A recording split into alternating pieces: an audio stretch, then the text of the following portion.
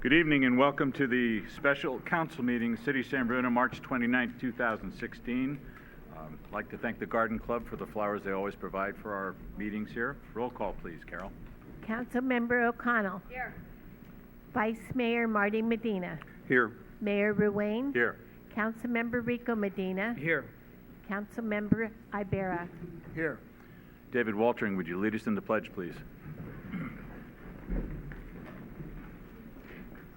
Allegiance to the flag of the United States of America and to the republic for which it stands, one nation, under God, indivisible, with liberty and justice for all. I do have one announcement that's not on this evening's agenda. This Saturday, there's a special occasion honoring veterans who served during the Vietnam War. April 2nd at 11 a.m. at Golden Gate National Cemetery. Everyone is invited to attend. And there's going to be a wreath laying and a presentation of Vietnam veteran lapel pins to all Vietnam-era veterans present. So, thank you. Our first item is public comment on items not on this agenda. Would anyone like to address the public, the council, on items not on this particular agenda? Mr. Rico? Robert Rico, your trustee on the Mosquito Control District.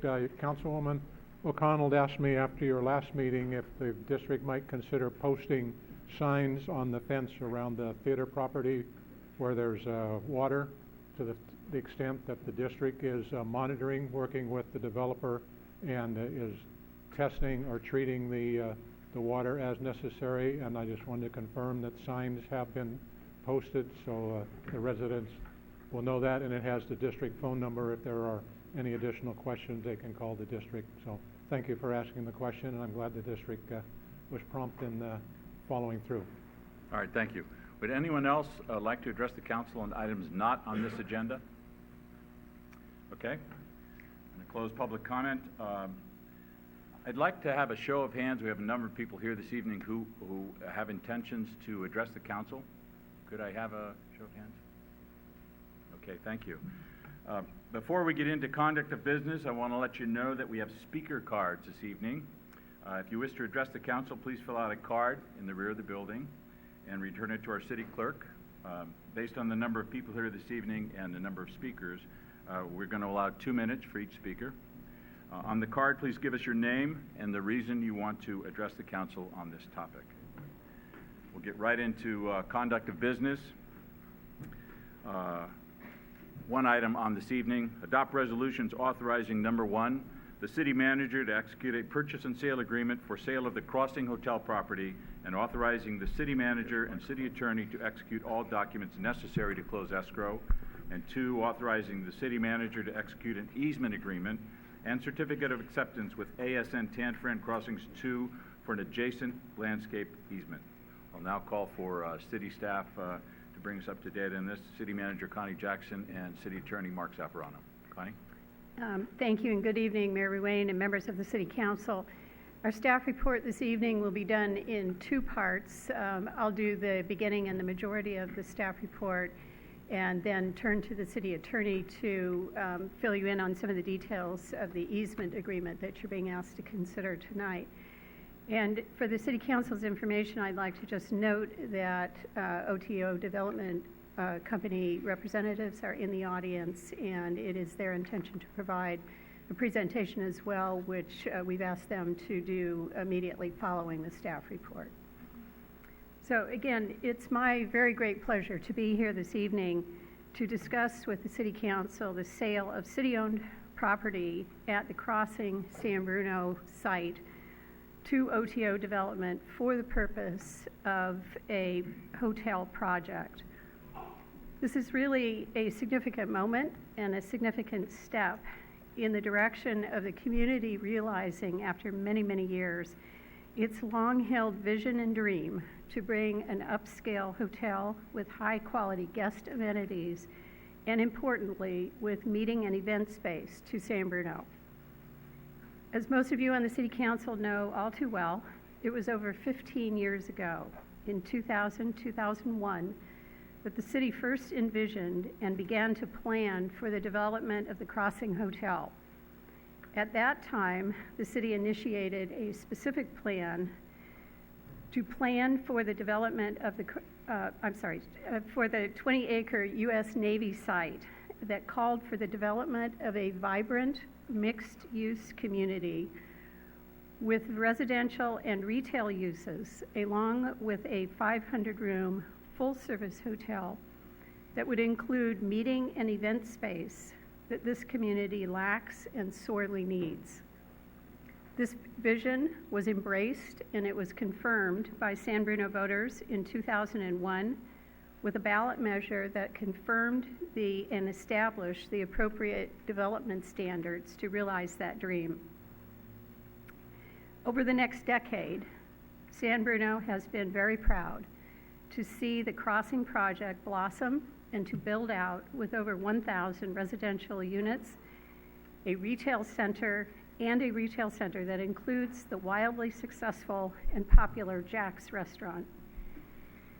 During that subsequent decade, in order to address changing market conditions and to assure development of the retail component of the property that's now been built, the hotel parcel was reconfigured to its current 1.5 acre size. Unfortunately, also throughout those intervening years, that hotel property has stood vacant as the development market for the hotel remained weak and the national economic recession took hold. The community vision and the city's effort and resolve to bring a hotel to the site has never wavered. In 2012, when the original Crossing site developer and landowner needed to sell the hotel property, the city purchased it for $1.4 million, the then appraised value of that property. In order to maintain control and to assure that there would be a hotel on the site, the city continued its efforts to consult with hotel market specialists and to engage a vigorous marketing effort to bring the desired hotel to San Bruno. Late that year, we issued a request for proposals and evaluated 5 proposals from qualified development firms to build, finance, and operate an upscale select service hotel with meeting space. The 1.5 acre size of the property, the city's expectation that the hotel project would include 3,000 square feet of meeting and event space, and in order to maximize the number of rooms, that the project would have to include underground parking. Each developer participating in that request for proposals process and submitting a proposal to build the hotel understood the site constraints and the city's specific requirements, and each identified in its proposal the need for financial participation by the city in amounts ranging from $1.2 million to $17 million. In February 2013, the City Council unanimously selected OTO Development and authorized me to enter into negotiations with the company for the desired hotel. Those negotiations have been ongoing since then, a very long time, and has been the long and winding path we've traveled towards our goal. Our negotiations have covered a variety of issues. They have taken into consideration the extensive public interest and public comment that the city has received at a number of public meetings, and it has considered a number of alternative strategies to address both the city and the developer's interests. This evening, we're pleased to be here to discuss the conclusion of those negotiations. The result in that conclusion is not a development agreement as we originally anticipated that would include concessions or that would include financial participation by the city in order to make the project a reality. Tonight, we present for your consideration a straight-aboard purchase and sale agreement. The deal points identified in that agreement have been carefully negotiated, and they are specifically intended to protect the several city interests that are outlined in your staff report and that I'm going to review briefly. First, the buyer has agreed, OTO Development has agreed, to a sale price of $3.97 million.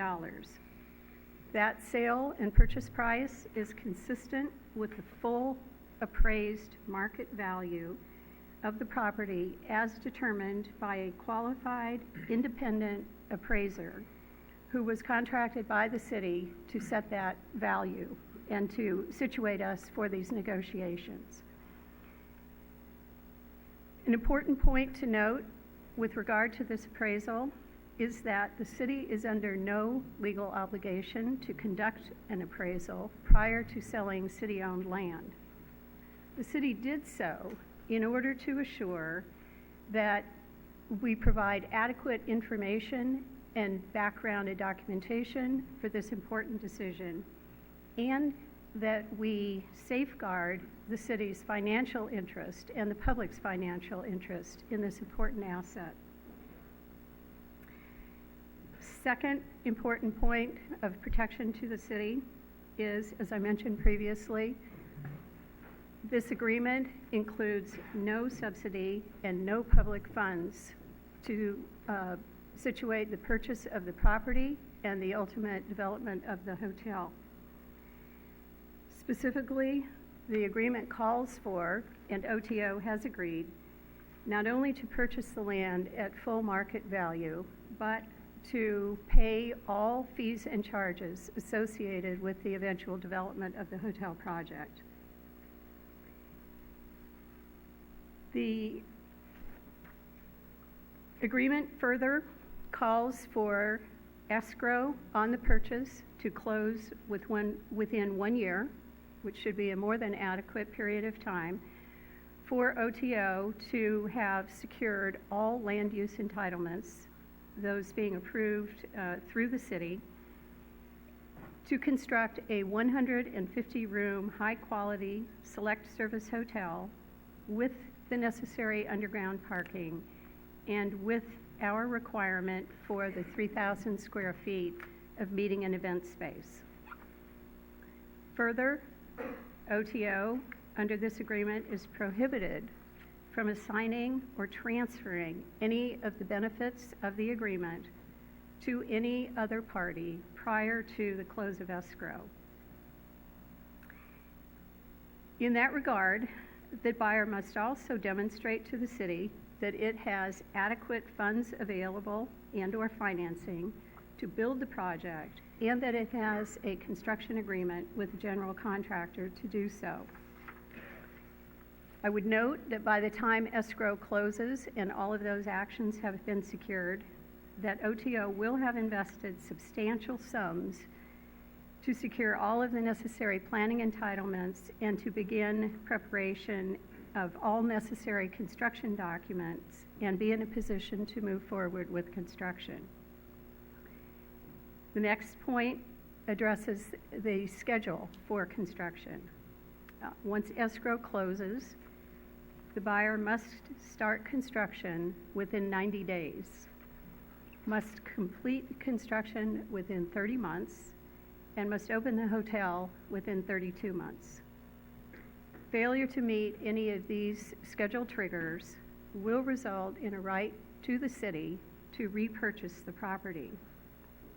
That repurchase calls for the city, should it decide to do so, to pay costs associated with the entitlement, with the development of the construction preparation, but would otherwise secure the city's right to maintain control of the property and to avoid it potentially going on to the open market.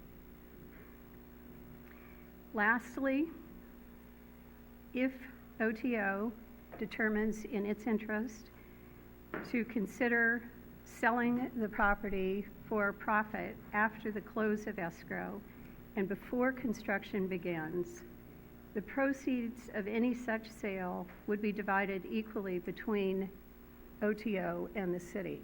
This is a significant barrier to any such decision and is inconsistent, as I'm sure the City Council is aware, with any other market transaction. That provision of the agreement specifically is intended to protect the city against any possibility that OTO might flip the property before it is developed, and to do so specifically to obtain profits and to thereby skirt the obligation that we are most interested in, which is the development of the hotel. Those being the most significant aspects of the protections that are embedded in this purchase and sale agreement, I wanted to make a final comment regarding the appraisal, as this has been a subject of significant community conversation and discussion. And I want to identify why this, from the city's perspective, why the $3.97 million is a fair, reasonable price for the city. From the city's financial perspective, a hotel use is by far the highest and best use of the property. There is information included in the staff report, and I know that the City Council is aware, that there is no other land use that returns transient occupancy tax, or TOT, to the city on an ongoing basis for the life of the project. No other use provides that significant general fund revenue opportunity to the city.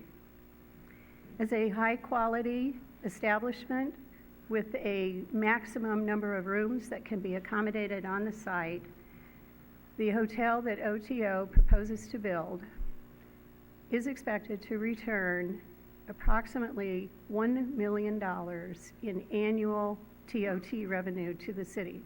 Again, that's general fund revenue that is otherwise unrestricted and can be used at the City Council's decision-making discretion for any municipal purpose. That is money that we do not currently have and that no other land use makes available to us. The hotel that we envision will create, at least on a temporary basis, more than 100 construction jobs in our community. And that hotel will create 30 to 40 permanent jobs in our community for the life of the hotel. OTO, in their comments this evening, will address some of the issues that have been under discussion in the community regarding the wage and benefits for those jobs, and the reason that the city believes this project is not only the highest and best use of the land, but is in the best interests of the city. There's been suggestion within the community comment that the city could sell the property for a higher value. While staff does not believe that that is actually the case, inasmuch as we contracted for, received, and believe that the appraised value is a fair and reasonable assessment of the property's value in the current market.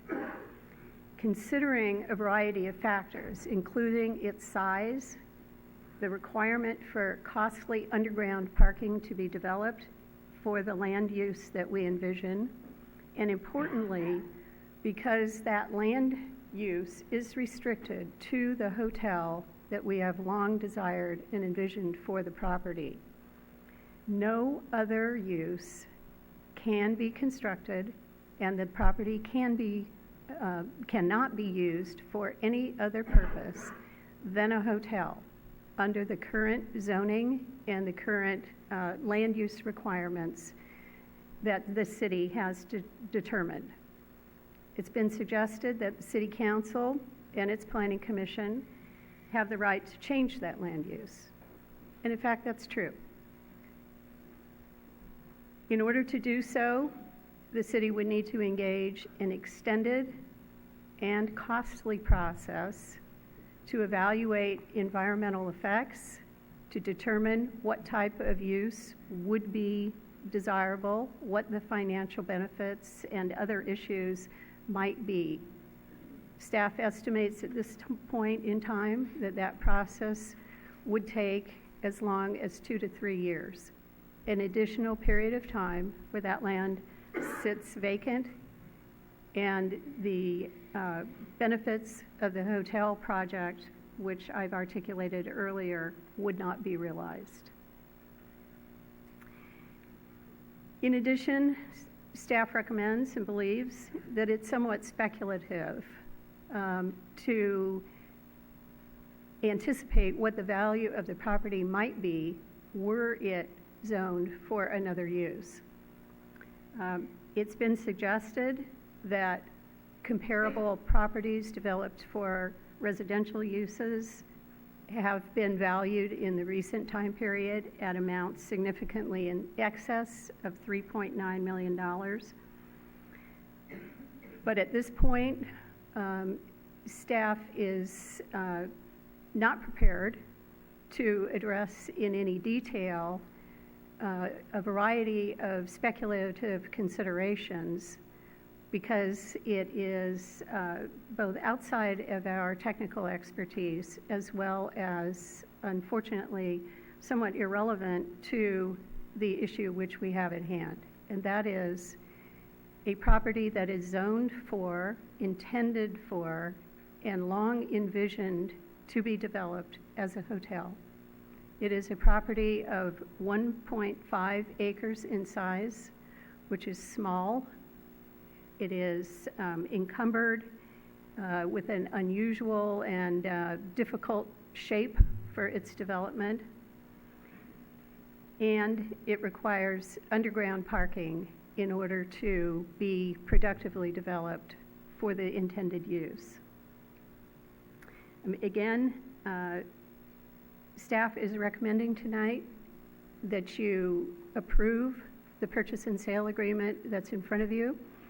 It has a number of protections to the city's interests. We believe, as a result of extended negotiations with OTO, that it is a fair and reasonable opportunity for them to develop the project that we envision. And we submit to you the opportunity and the enthusiasm that we have long worked towards to finally see a project of our dreams move forward and to return to the city the $1 million in transient occupancy tax, the benefit of meeting space, and the opportunity to finally see the crossing project build out and producing for the benefit of the community into the long term. With that, I'd ask the city attorney to address the specifics of the easement agreement, and then we'd like to ask OTO to provide some additional comments. Thank you very much. Right now, the property is bordered by a private roadway easement, and the hotel property would benefit with that easement being landscaped and paved. It would provide a more attractive entrance to the hotel, but unfortunately, the easement language is currently silent on whether that easement can be paved and landscaped. So the city and the property owner, ASN Tanforan, agreed to broaden the easement language so that the city could allow a potential buyer to improve the easement area with paving and landscaping. The city is not obligated to do anything with the easement area. They don't have to pave it. They don't have to landscape it. If the buyer wants to, they would be responsible for paving and landscaping and for maintaining those improvements at their sole cost. Once escrow closes, the rights under the easement agreement would then transfer automatically to the buyer of the property. I don't have any other comments about the easement agreement, but that does conclude the staff report. You see in your packet that you have the purchase and sale agreement and a resolution, as well as the easement agreement and a certificate of acceptance. All of those would be necessary to achieve the goals of selling the property to OTO and adopting the easement agreement. You will notice there are some blanks in the purchase and sale agreement. For example, there's some resolution numbers that are missing. There's a couple of items embedded in the document. So if the City Council considers and then approves that purchase and sale agreement tonight, the staff will go back through it, make sure all of those things are filled, and present a fully completed purchase and sale agreement and easement agreement for the signature of the parties. That concludes the staff report, and we'd now like to turn it over to OTO for their presentation, unless the council has any questions. Any questions for staff at this time, or we can do it all after OTO is finished? Okay.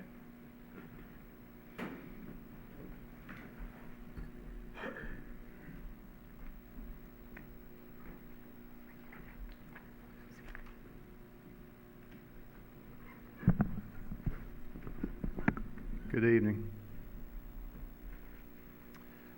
Mayor, council members, my name is Corey Oakes, and I'm the CEO of OTO Development. Thank you for this opportunity to speak with you tonight.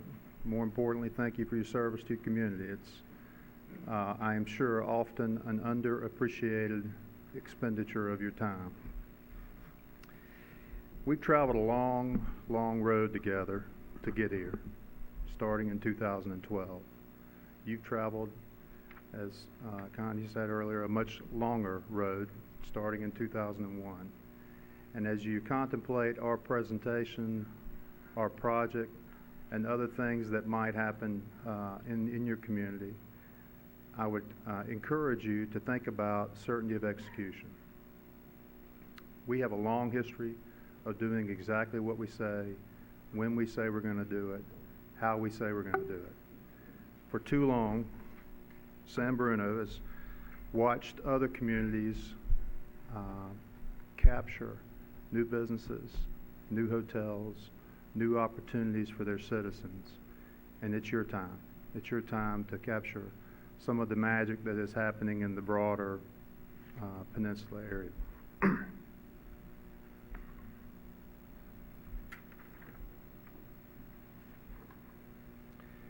This begins to give you a little bit of a sense, not of the exact hotel that we would deliver, but of the quality of experience that we would offer to customers, to your community. Our hotel will enjoy similar wide expanses of glass. It won't be a stairwell like that, but this begins to give you a sense for the feel of the upscale environment that we intend to create.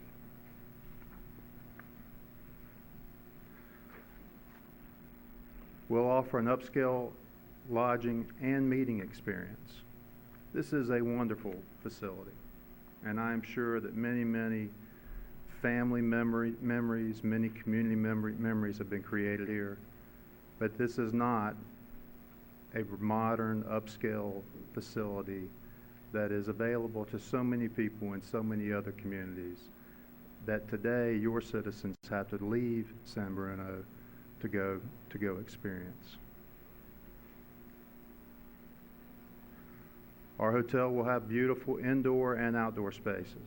We want to embrace the community. We hope that not only are our customers that are coming from around the world to this area experiencing the hotel, but that the local community feels very welcome and it takes time to come and experience what we offer.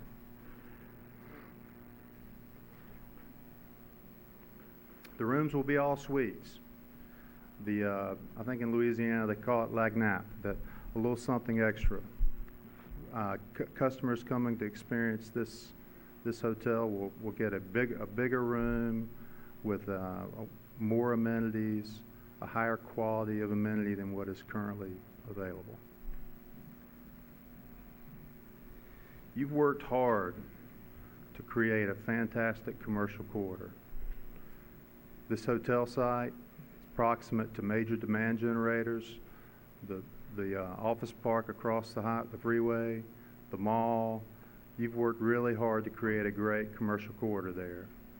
It's the perfect spot for a hotel.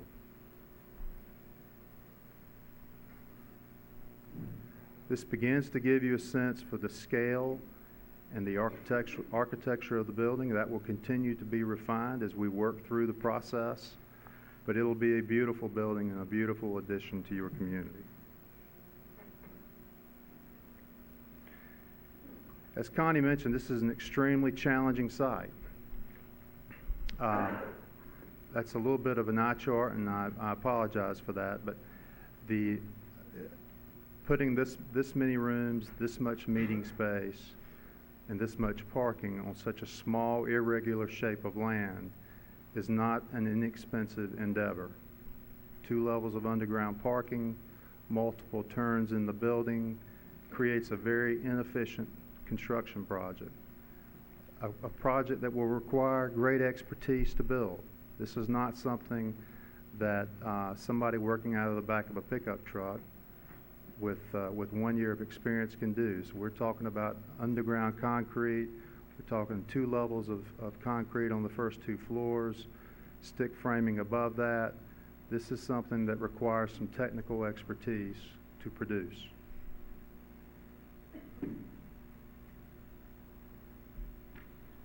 Let's talk a little bit about OTO. I listened to some of the comments from previous speakers about negative experiences, horrific experiences that they might have been through with other companies. And what I want to assure you is that has absolutely nothing to do with us. We were formed in 2004. Since that time, we've partnered with 4 global brands, Marriott, Hyatt, Hilton, and Starwood. We've won numerous operating and development awards. Just about every award those brands give, we've won. We've won the Marriott Partnership Circle Award twice. The Marriott Partnership Circle Award goes to the top 1% of their franchisees. It's not something that they give out lightly. As previously disclosed, we went through a tough process with the city. We were chasing this piece of land before the city bought it. And in a stroke of brilliance, you offered a better proposal to the seller. We're able to put the land under contract to ensure you got exactly what you wanted. And since then, we made a presentation. We were chosen over other qualified candidates, and we've been working through that time period to come to a deal that makes sense for both parties. And I think through a very tough negotiation, we've arrived at a place that all of us can win. Going back to that point about certainty of execution, you've been through multiple economic cycles. We've been through multiple economic cycles. These things typically last 7 to 10 years. The last downturn was in 2008. Doesn't take a mathematician to start to point towards what's going to happen at some point in the not too distant future. We are certainly closer to the end of the cycle than we are to the beginning. Well, that certainty of execution is really important. In 2009, we were one of probably 5 new construction loans. We were one of probably 5 companies across the country to get a new construction loan. My point being, we will deliver. We are here to make this hotel happen, to make it happen in a way that will make you proud.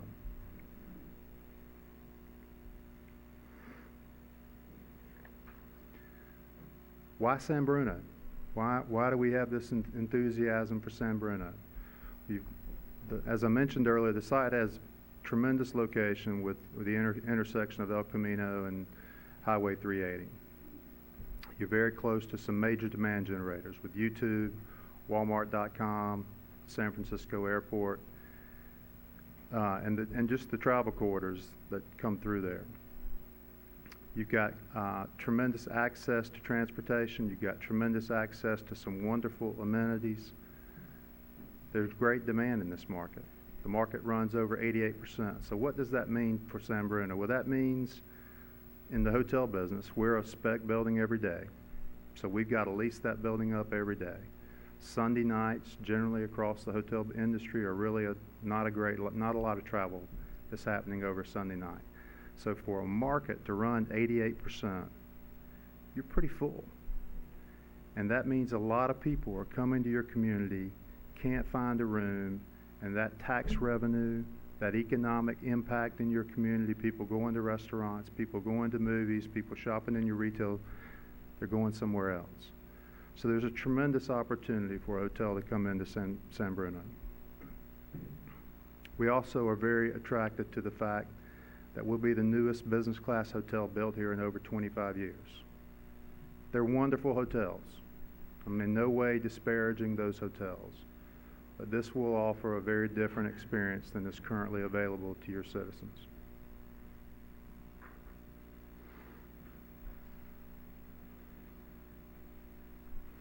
What does it mean for San Bruno? I found it interesting that one of the comments was, what is OTO doing for San Bruno? $50 million seems to be a lot. We'll generate, as previously mentioned, over $1 million a year in TOT. We'll generate about $72,000 a year in property taxes. You will have captured almost 3 times what you invested on the property a couple years ago. We'll also pay about $1.4 million in fees. All of this is all of these are new revenues coming into your city. We're going to give you some fantastic meeting space, 3,000 square feet, an opportunity that you should be able to house the vast majority of events that somebody might want to have, a wedding, a bar mitzvah, a Chamber of Commerce meeting, a great place where you can hold those meetings and bring the community together in a very modern setting with the latest technology and a very upscale feel. We'll produce 30 to 40 permanent jobs in San Bruno. There's the impact of the hotel will be $5 million in the region, benefiting local businesses, creating other jobs. This is the fulfillment of a 15-year plan for upscale lodging for your corporate and leisure travelers. This is desperately needed in your community.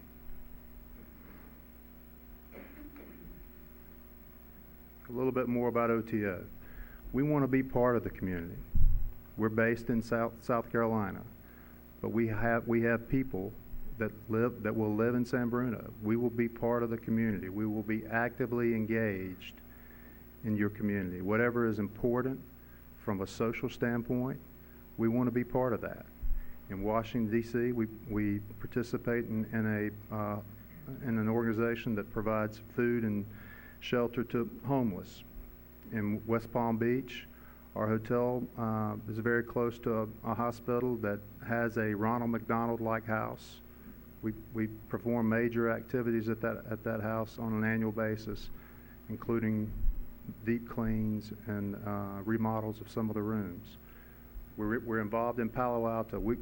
Where we open a hotel, there's not just a wish to be involved, there is an expectation of our local team members to be actively engaged in their community.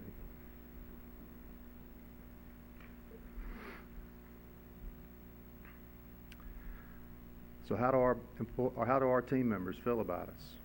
It was heartbreaking to hear some of those folks that came up in the last meeting and talked about the really negative experiences that they lived through in other places. We're a great place to work. We annually poll our team members, all team members. 97% employee satisfaction. That's a very rare number for those of you that have seen other employee satisfaction surveys. 94% would recommend the company to family and friends. Again, very, very rare number. We're going to invest over $50 million here. To have any chance of hitting the performance metrics that we expect, we have to deliver a fantastic physical experience and, more importantly, a fantastic guest experience. We have to be kind to people, empathetic. We have to anticipate their needs. To do that, we need great people. To attract great people, we've got to treat them right. If we'll take care of our team members, they'll take care of our customers.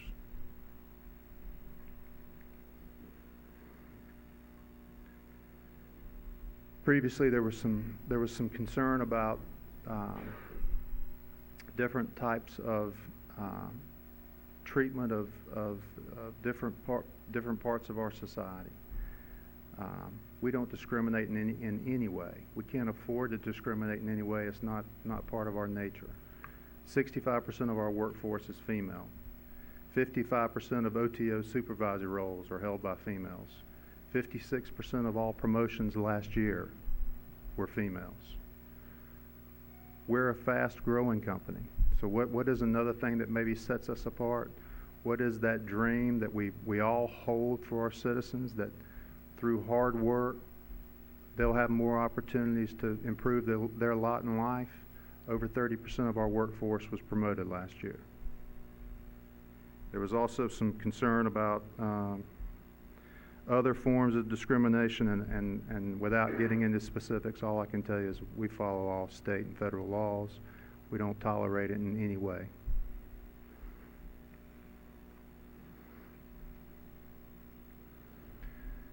There's some concern about how we might treat folks from a financial standpoint.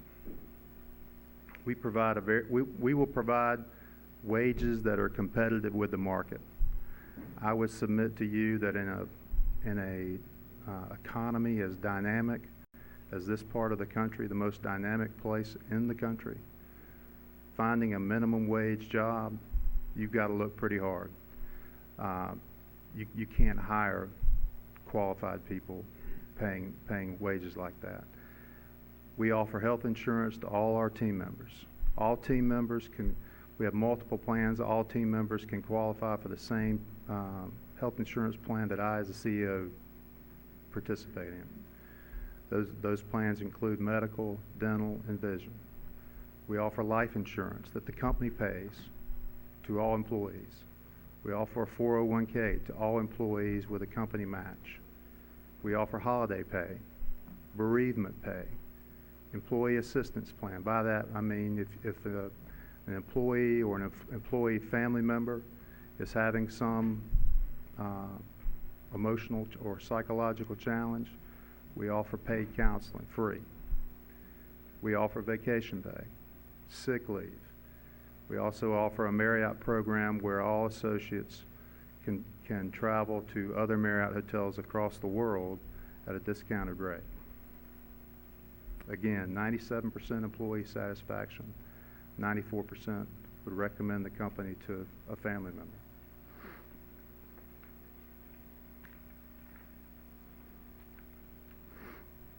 There were some other comments about how folks maybe had been treated in other lodging environments. I can't speak to how other folks run their business. I can tell you that we don't have split shifts. Again, you can't attract really talented, qualified folks treating them that way. We want to treat our folks as we would want to be treated. We comply with all federal and state laws. We try desperately to hire locally. Now, we're always going to hire the most qualified person to do the job. But travel out here is tough. Your freeways are congested. So the more that we can minimize those inconveniences to our team members, the better off they're going to be, the better off we're going to be. That wraps up my presentation. I'm happy to answer any questions. Any questions at this time for the developer or staff? No? Ken? Through the chair. Ken? Corey, it's been noted that you're pretty busy on the peninsula. Hotels locally under construction and being developed. What sort of relationship did you have with those communities? Pretty easy to go right in and just propose a hotel? What sort of differences in relation to coming to San Bruno? This peninsula area, I believe, is the greatest economic engine in our country today. It is remarkable. The diversified job base, the incredible growth of companies, and the incredible population. Very talented, smart, hardworking folks. that creates a whole lot of interest by a lot of other people being there. So there are a lot of, there is a lot of activity in all of these cities. The process, while often a little different, is never easy to get through working with communities just because they're flooded with work. In Palo Alto from 2013 to 2015, there was a 65% increase in building permits. You're not staffed to handle, you, municipalities, are not staffed to handle that incredible flood of additional work. And so we see that pressure with every step of our process, with architects, with contractors, with cities. They're all overwhelmed with work right now. You, San Bruno, have a very forward-thinking, engaged leadership. You have negotiated a great deal. Our price to entry here has tripled. You've negotiated a great deal. It's more than tripled, actually, but we're very happy to have the chance to become part of the community. Anyone else before we hear public comment? Real quick, Rico? since you're at the podium. My question is as far as if you could tell me how, and the use in your other developments that you've had in the peninsula, for skilled labor. Going back to that site plan. Mm-hmm. So today we are under construction. We just started construction in Belmont, a neighboring community. It's a 4-story stick frame building, surface parking lot, one turn in the building. Not super complicated. This is going to be a very complicated building. It will require a level of skill, a level of knowledge, a level of experience that is elevated from the vast majority of hotels that are built across the country. So, to give you specifics before the plans are drawn, before the permit is issued,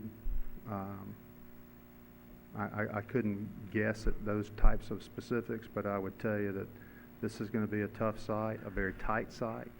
So we're going to have very competent contractor, a very competent general contractor, and very competent subcontractors. So as far as the development that you're proposing in San Bruno, what is going to be your consideration for skilled labor and employment with the contractors and the employees that they would hopefully hire in this community? Again, I'm not really sure how to answer your question because you're asking me to forecast into a year in advance what the makeup of our general contractor and of the folks performing work on the site will look like. But I would just go back to that's a complicated building. It's going to require people that have a lot of experience and a lot of expertise. And I know you can't predict the future, but to me, anytime there's any project, irregardless to what it is or where it is in this community, to me, skilled trades and labor are important. Getting the job done right the first time is critical. Right. And so that is, to me, one of my main concerns. And so I know you can't predict the future, but that is why I was asking the question. Sure. Thank you. Good. Marty? Yes. I just wanted to disclose that I did meet with Steve Peters on March 18th at City Hall, and pretty much we went through the part of that presentation. What I did learn yesterday about the 2 properties that OTO has purchased, one in South San Francisco and one in Belmont. And those properties weren't in the appraisal. So I'm having a hard time trying to understand paying a full fair value on something that was done here, or on property that has been sold in the last few years. So basically, the 2 properties you purchased for hotel development aren't in our appraisal, and they're significantly higher in cost. So I was hoping you could kind of talk to that Sure. a little bit. The crazy thing about real estate is that the circumstances, the characteristics of any two pieces of land are rarely the same. And by that, I mean, in some cases, somebody can give you the land, and it might be a more expensive project than something right beside it because of soil conditions or topography or parking requirements. So many, many things go into the cost of building something. Land is one component. The land price is one component. The two projects that you referenced, South San Francisco and Belmont, I would tell you that in both cases, the buildings that we are able to put on those projects are much less complicated than the buildings we're putting here because of our small size, because of the small size of the land, because of the irregular shape of the lot, and because of the demands for, being very specific, parking. So if you add the cost of parking to the cost of the land, we actually are paying you here in San Bruno much more than we're paying in South San Francisco and Belmont. Now, what does that really mean?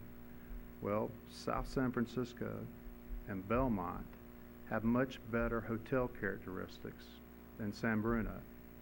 So in those two cases, we're investing less money to buy an asset that will produce more.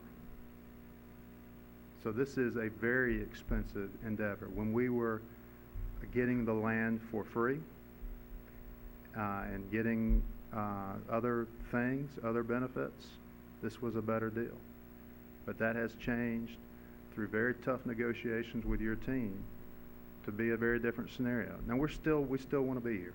I wouldn't have flown from South Carolina to speak with you tonight. We wouldn't have spent all the time we've spent in your community getting to know people in your community if we didn't want to be here, if we didn't believe in the future of San Bruno. We believe in it in a big way. But in the case of Belmont, as an example, we are at about the same cost per room when you include land and parking. But Belmont is a 4-story stick frame building, surface parking with one turn. Here we have 2 floors of underground parking, 2 floors of concrete, and stick frame on top of that, all on a very tight site in a U-shaped building that will be very inefficient and much more costly to build. In South San Francisco, we are almost $13,000 a key less to build that hotel from a standpoint of land and parking. So it's much more expensive for us to build this hotel on a per room basis than those hotels. Does that sort of give you some clarity? That's understandable why there is a cost difference, but Right. in the appraisal that was done, Right. it did not include those two properties. And we just closed on them. Right. So, your appraisal was, I can't remember, September, October? November or September 30th. And we closed on those properties after that. So your appraiser wouldn't have had the benefit of that information. Right. So if I owned a piece of property and I found out, I got it appraised and I found out my neighbor around the corner sold the property for a certain amount more, I would be interested in finding out how to get that appraisal redone. Makes common sense to me. To include the recent sale. Yeah. Again, I think that you're assuming that you're really talking about apples and oranges, though. You're talking about a larger piece of land, flat, surface parking, a tight piece of land, will require moving dirt around, will require underground parking, will require very unusual shaped buildings. So when when you're developing real estate, you can't just look at one line item on what is this worth, because the reality is it takes all these things. And at the end of the day, getting back to that certainty of execution, a bank is going to loan not on the value of the real estate. A bank is going to loan on, this is the asset, this is the revenue stream, this is what it's costing to build, this is my assurance I'm going to get paid back. And so all the variables have to go into determining what is the value of a piece of land. I have another question for you. Sure. Of the jobs that are not permanent, what are they? It really it's market driven. So we have students that often are going to school, full or part time, that work part time in our hotels. We have parents that are maybe one spouse has a full-time job and they're trying to supplement their income a little bit with a few hours somewhere else. Sometimes we have older folks that maybe have transitioned out of a full-time job, want to stay engaged, but are not looking to work 40 hours a week. About 75% of our team is full-time. And their function, their positions are typically? Typically, in California, most of our part-time is at the front desk position. So we have a part-time night auditor.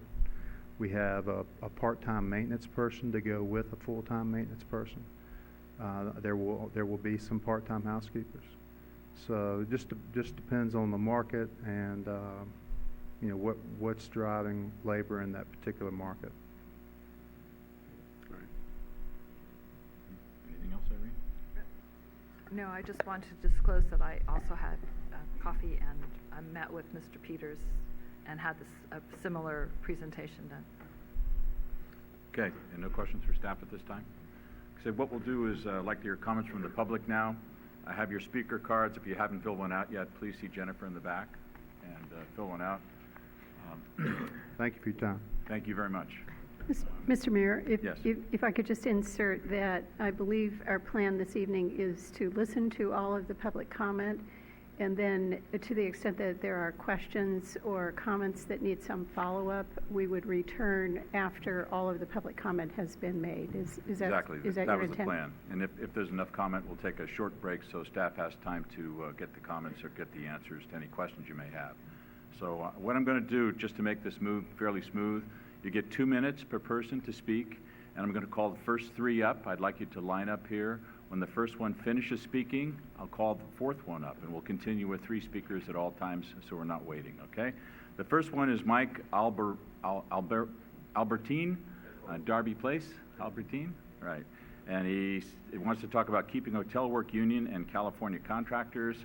The next is Beatrice Johnston regarding the Crossing Hotel. She lives in Shelter Creek. Beatrice? Is she coming? Oh, okay, good. And the third one is Maria Padilla.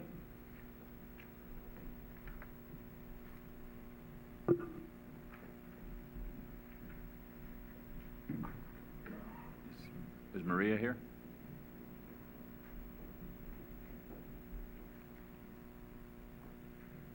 Okay.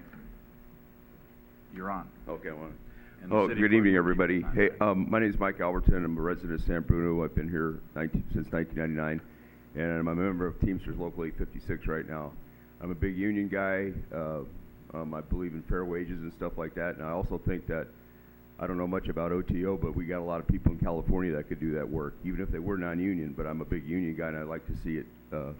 Union people and California residents do it because we got a lot of people that can do the work here that are qualified. And I got bad feelings about just coming way out of state to do work, and then what happens when if the building's built and then you have problems later on. You get a tail light warranty. I don't know. So I just want to keep the jobs here in California with union labor. That's my 2 bits. Thanks. All right. Thank you. Mary Dowden, I'd like you to get in line, please. Okay. You're a Beatrice? Okay, go ahead. All right. Hi. Good evening, council members. My name is Beatrice Johnston. I'm a resident of San Bruno. And I'm here because while I'm very happy for the city that this dream project is coming through, I'm extremely concerned that OTO refuses to meet with the workers and invites them to the negotiating table. While it states that 97% of their employees are thrilled to work with them, I don't understand the hesitation that OTO has to meeting with the workers and their representatives. That strikes me as suspicious. I don't know exactly what to make of it, except to think that we have to wonder why. And if that's the behavior now, what's it going to be when the workers are here and working? You know, so I would wish that the city council not go the route of our sister cities and allow OTO a contract, you know, an agreement to build on their land without some assurance that they will meet fairly and, you know, invite the workers and their representatives to the negotiating table. There should be no hesitation there. We are in a strong union community, and I want it to continue to be that way. Thank you. Thank you.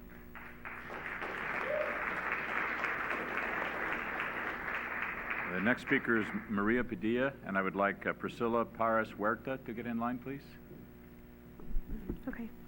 My name is Maria, and I'm here with my mom and her coworkers from the Girls Winter Hotel, and they are proud to be union members. I'm here tonight to express my opposition to the Crossing Hotel. We need good jobs in San Bruno. We don't need no more non-union hotels in the city. I believe that workers should have the right to a fair and prosper to join a union, because without it we would not be able to afford health insurance for our families. This deal with the OTO is a bad deal for the city, and we urge you to vote no. Thank you.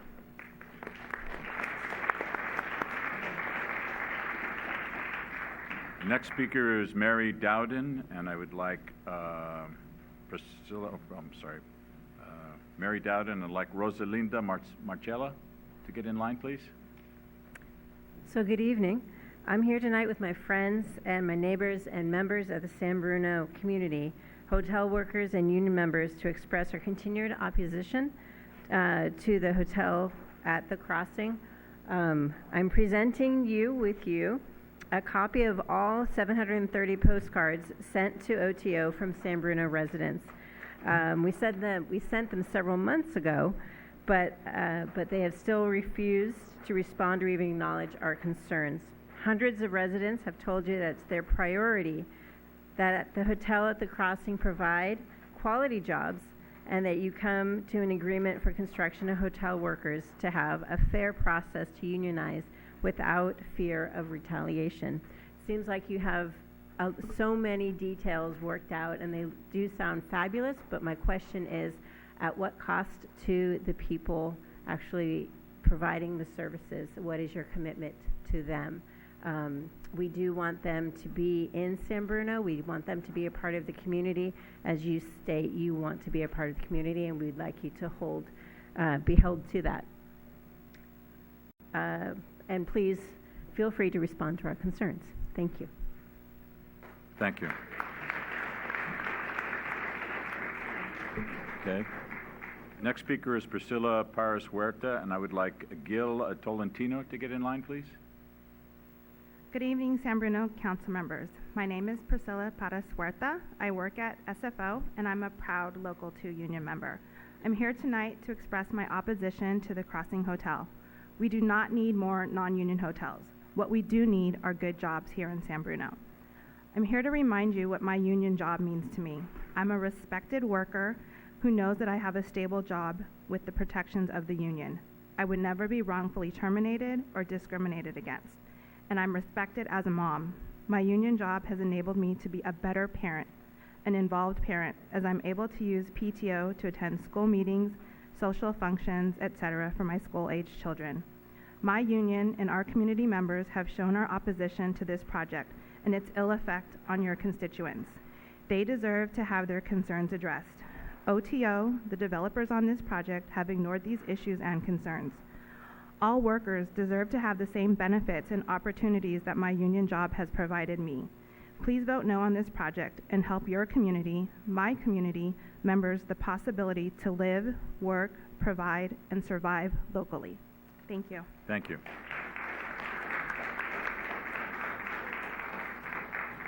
The next speaker is Rosalinda Marcella, and I would like Perla to get in line, please. Is Rosalinda here?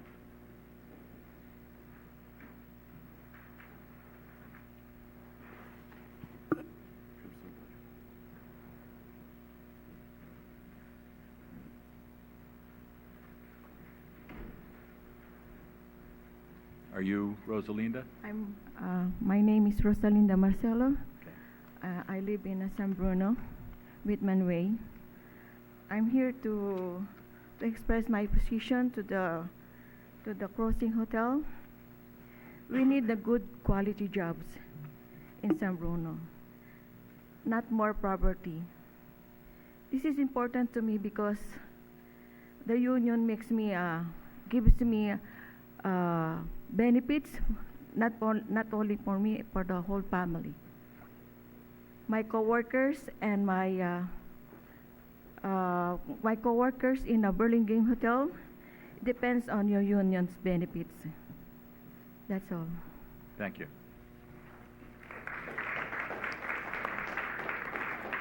Is Gil Tolentino here? Gil?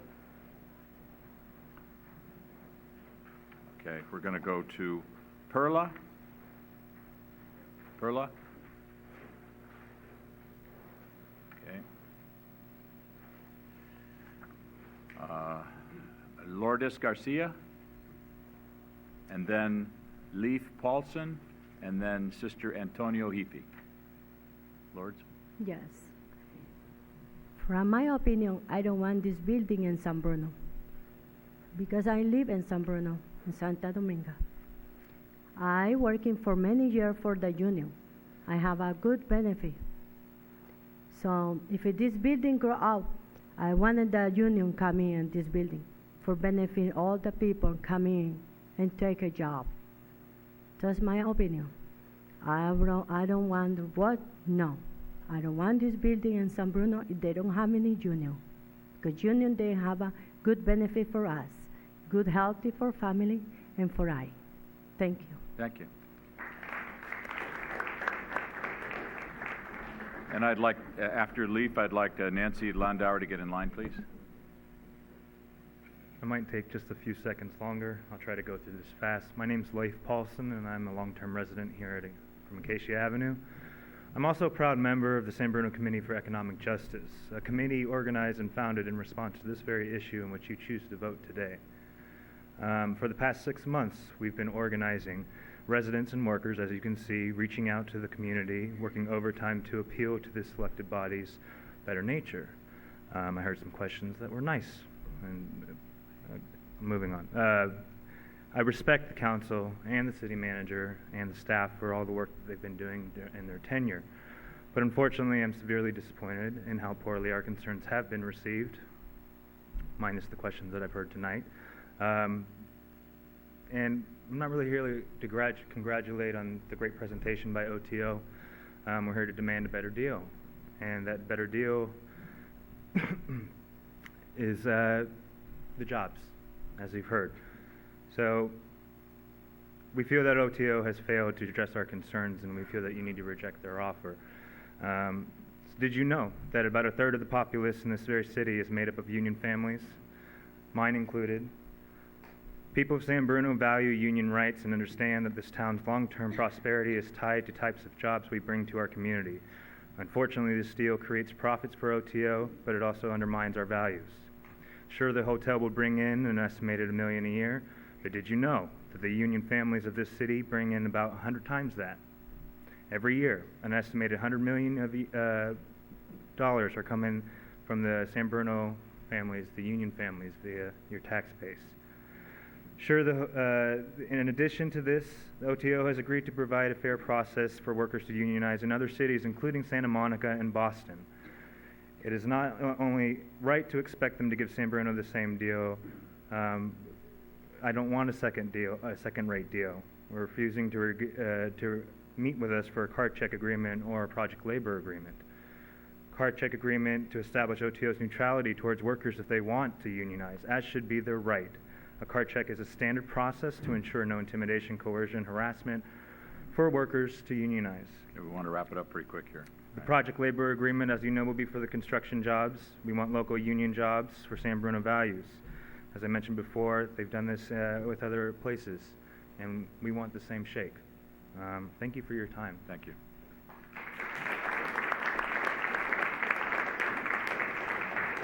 Sister Antonio Heafy, and then I'd like Costa Ivanides to get in line, please. Great. My name is Sister Antonio Heafy. I'm a presentation sister. Excuse me. I have lived in San Bruno for about 20 years now, and I really enjoy living here.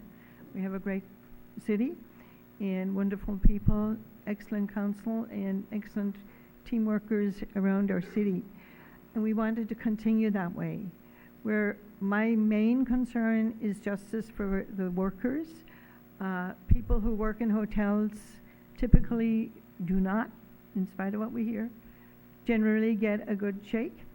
And I know the OTO presentation gave us a beautiful picture of how things are in the hotel, and you know, I'm not discrediting that, but I think it's very, very important that the workers in hotels and on construction sites have a right to organize themselves in a fair way, and by that I mean through local unions that can help them get a fair shake and not be afraid to speak up when they need to speak up in regard to what is right for workers. So I urge the council to, in whatever way they can, to pursue that with the company so that we're not worried about our workers. Thank you. Thank you. Next speaker is Nancy Landauer, and I'd like Daryl Miro to get in line. I'm Reverend Nancy Landauer, and we've been working with Union 2 for almost a year. I've been here for 6 months on Tuesday nights, and we've been presenting our case. And if it's right, as your presentation said, that your workers, you know, are 97% happy with all the wonderful benefits, then why would you be afraid to have a right to work clause and invite your workers to join a union if they want to? That's what we've been asking for a year, but the response from the council, from you, has been silence. For a year, for 6 months, all we've heard back from you is silence.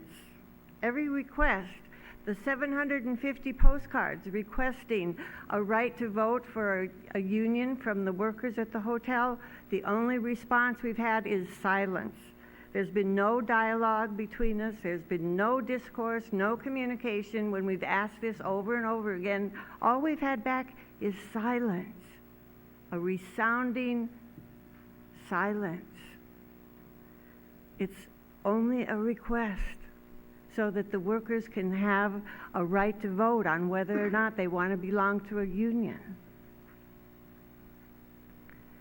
If you don't answer with us tonight that they can have a right to a union vote from the workers in your hotel, then we will go to the polls again next November, and we will have over 2,000 votes, and it will be on the ballot next November, and we will go again.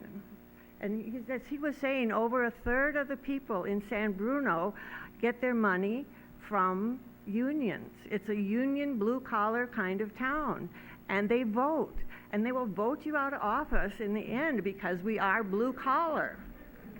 Sorry, that's not funny.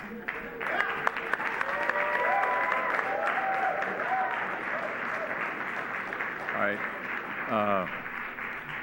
Costa Ivanides, and then I'd like Ryan Mersney to get in line, please. Hello, my name is Costa Ivanides. I'm Local 2 member working at San Francisco Airport. I'm here to ask you to reject the OTO agreement because there is no guarantee that there's going to be a payable livable wage. You can say minimum wage jobs, but there's low minimum wage, $7, $8, $9, $10 an hour. Doesn't pay for anything. We also want to make sure that they have good quality health care. How much are they going to be paying for their health care? Because I came from a non-union job in Florida, and living out here, it has transformed my life for the greater. I am more prideful in my job. I'm able to see a doctor on a regular basis, which I haven't done for over 10 years because I haven't had a chance to have health care. For you to build a new city, for the new hotel in the city, that you should lift up the community along with it. We don't want a place that has a revolving door with hiring and firing people. And that we want a strong local workforce in the area. So we're hoping that you will make the correct decision and vote no. Thank you.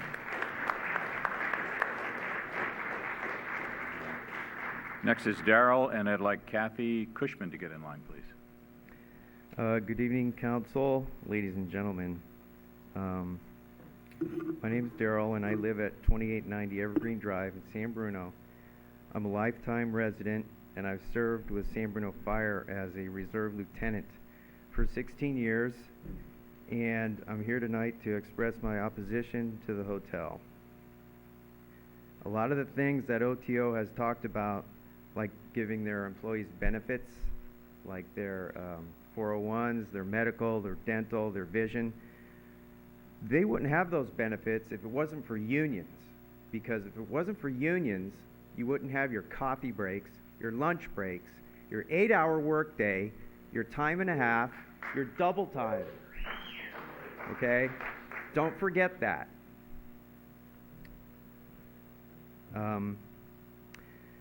OTO is probably going to pay their employees whatever they're worth because they have no contract. There's no standard set wage. You're just going to get people coming in there, and they're going to get paid what they can get paid. They're probably going to end up taking their profits and going away with it. And they're going to leave San Bruno with a big hole that's been raped of good-paying local jobs and the local spending that results from good-paying local jobs for our local businesses and our community. This is not a good thing and should have a project labor agreement, a PLA, adopted on this project and any other future project to happen in San Bruno, because San Bruno is a union town.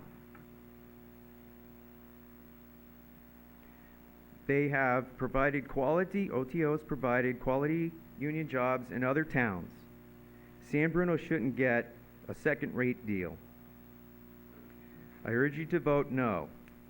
And next time, council needs to think twice about selling any valuable piece of property in this city, because you can't get it back.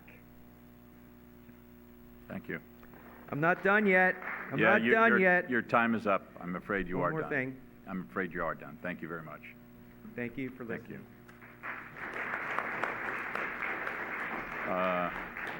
Ryan Mersney, and I'd like Esteban Daniel Casas to get in line, please.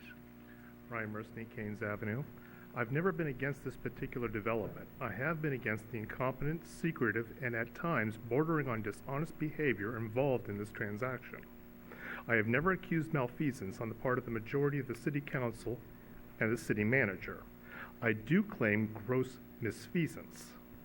The deal where you sell our land, discounted millions of dollars, to a billion-dollar South Carolina developer is unconscionable. I'm appalled at the City Council's total lack of regard for the opinions of the residents. I'm appalled at the City Council's behavior and that as they act that the land is their own personal property and not the residents. You treat us like we're an annoyance. I am so sorry to burst the council's ego, but the land belongs to the residents, and you are trustees of that land for us. Selling our land so cheaply in a booming economy to a billion-dollar developer is nothing short of an act of malpractice. Your appraisal borders on being a joke. I pointed out the flaws of the appraisal to the City Council, and they've ignored it. The appraisal, you will notice, has comparable properties that are almost all over 2 years old. One of them isn't even going to be a hotel any further. Only one of them can go 5 stories. All of them are in terrible parts of South San Francisco, except for one in San Carlos. I don't know how that's a comp. The appraiser didn't take into account that over $325 million was spent by Google just recently in Bay Hill property. Our land is valuable and you're giving it away at a very discounted price. I am sure, I've said it before, the definition of insanity is to do the same thing over and over again expecting different results. The majority of the City Council allowing the city manager to negotiate this deal is proof of that adage. What is even more outrageous is the majority of the City Council wants to give the city manager that has cost San Bruno millions of dollars a pay raise. I'm sure the majority of you will vote yes for the sale, and then we'll vote in 2017. Thank you. Thank you. Kathy Cushman, then Jeffrey Tong. Line up, please. Yes, Jeffrey. I'm Kathy Cushman. I've lived in San Bruno for 50 years. I've worked at San Francisco Airport for 36 years. I was a single mother, very young when I got my job there, and I would thank goodness that it was a union because I had a daughter to support by myself, and I had health benefits from working there. I had very, very good bosses who taught me a lot of life's lessons of what I needed to do this. In the last 20 years or so, I've seen a lot of changes at the airport, and there's a lot of immigrant people working there who are very hard-working people and dedicate themselves to trying to raise their families. And some of them are working 2 or 3 jobs, which is absolutely outrageous that anybody really has to do that in order to have enough money to pay health insurance, to buy clothes and so forth for their kids. Their husbands work days, they work nights, there's no family involved. These people need to have a voice. They need to have a union. They have to have health care. They need somebody to represent them and have the right to unionize if they want to. These big companies, when we just went on strike at the airport a while back, they intimidated these people by telling them they would lose their job if they walked out, which we said, you can't do that. So instead, they would change their hours so they couldn't get to their second job. They need to have somebody there to support them and to back them, and they need to unionize these people so they can have health care and have a life instead of just struggling to survive in this economy and how expensive it is to live here in the Bay Area. Thank you. Thank you.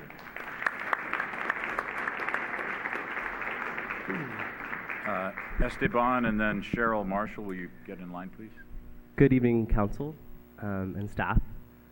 My name is Esteban Daniel Gasas. I go to San Francisco State University, and I am standing solidarity with Local 2 and the residents of San Bruno. So I am here tonight to express my opposition to the Crossing Hotel. We need good quality jobs here in the city, not more poverty. And this is very important to me because I have family members who work in the hotel industry. And when I say that, I mean family members who clean hotel rooms. And I would like to see fair treatment of those workers. I do not want to see another city put up a hotel that has poor treatment of hotel cleaners, of hotel room cleaners. And yeah, I'm sick and tired of it. So I know that OTO agreed to provide quality union jobs in other cities like Santa Monica and Boston. San Bruno shouldn't get a second-rate deal. This deal with OTO is a bad deal for the city, and I urge you to vote no. Thank you. Jeffrey Tong, then I'd like Marco Durazo to get in line, please. Honorable Mayor and City Council members, San Bruno is a very special place, but it has very serious transportation issues. the Bay Area, San Bruno sits between the Bay Ridge trails extending from Woodside to San Bruno. And the Bay Trail is a 500-mile network whose closest point is at San Bruno. And the Bay Ridge Trail is within 2 miles of the Bay Ridge trails up that skyline. In between the Bay Ridge Trail and the Bay Trail sits Crestmore Canyon and I-380 connector.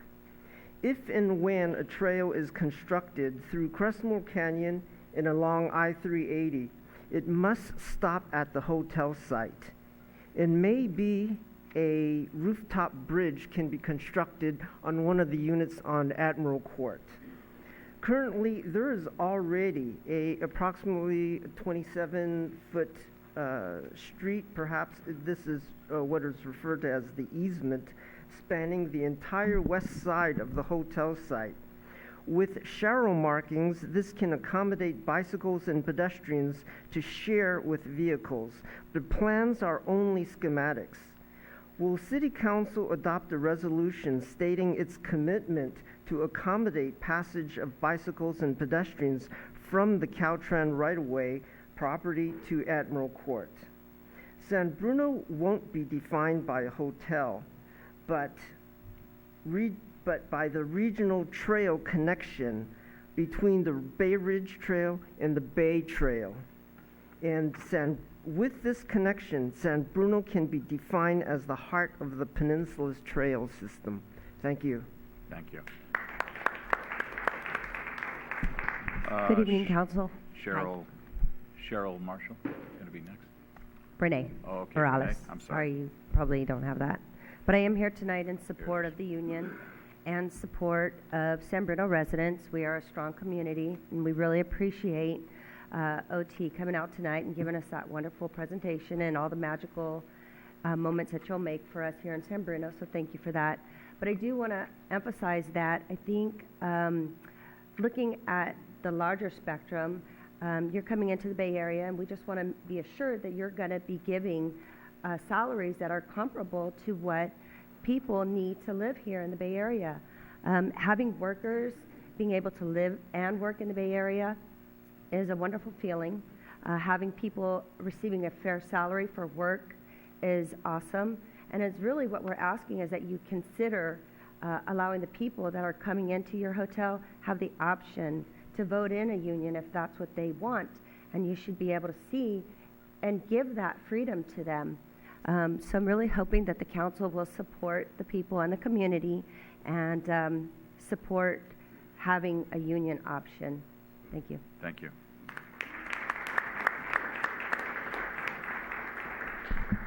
I'm Sister Cheryl Marshall, and I've only lived in the community for about 2.5 years, but I've worked here for 15. I just want to say ditto to just about everything that has been said.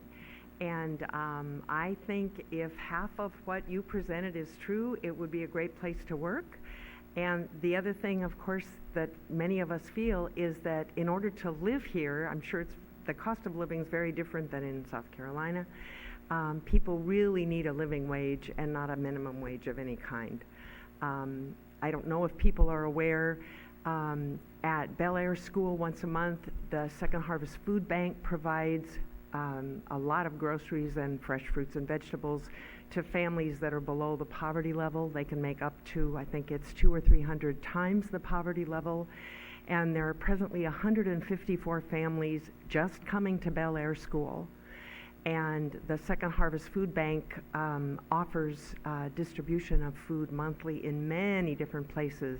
So there's already enough poverty in our community, and we definitely don't want any more. So if a living wage could be provided as well as all the benefits that you showed, that would be marvelous.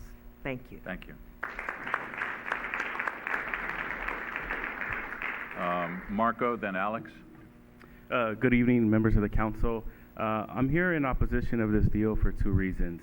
Like many people here today, I've been attending city council meetings where this issue has come up.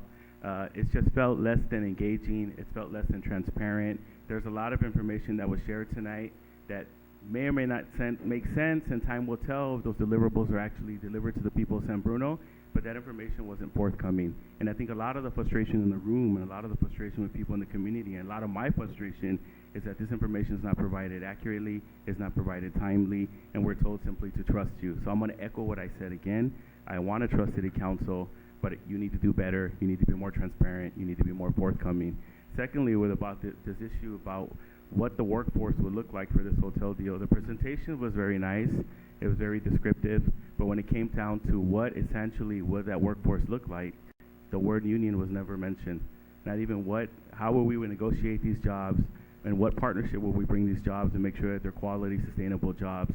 I noticed everything included in the presentation forecasted everything other than what the workforce would look like. So I think we need more information about that. If we can forecast what the economy is going to look, we can't forecast what the economy is going to look like. We can forecast what the profits are going to be. We're going to forecast what the tax rate will be to the city. Give me a break. You should be able to forecast what those jobs would look like. Thank you so much. Thank you.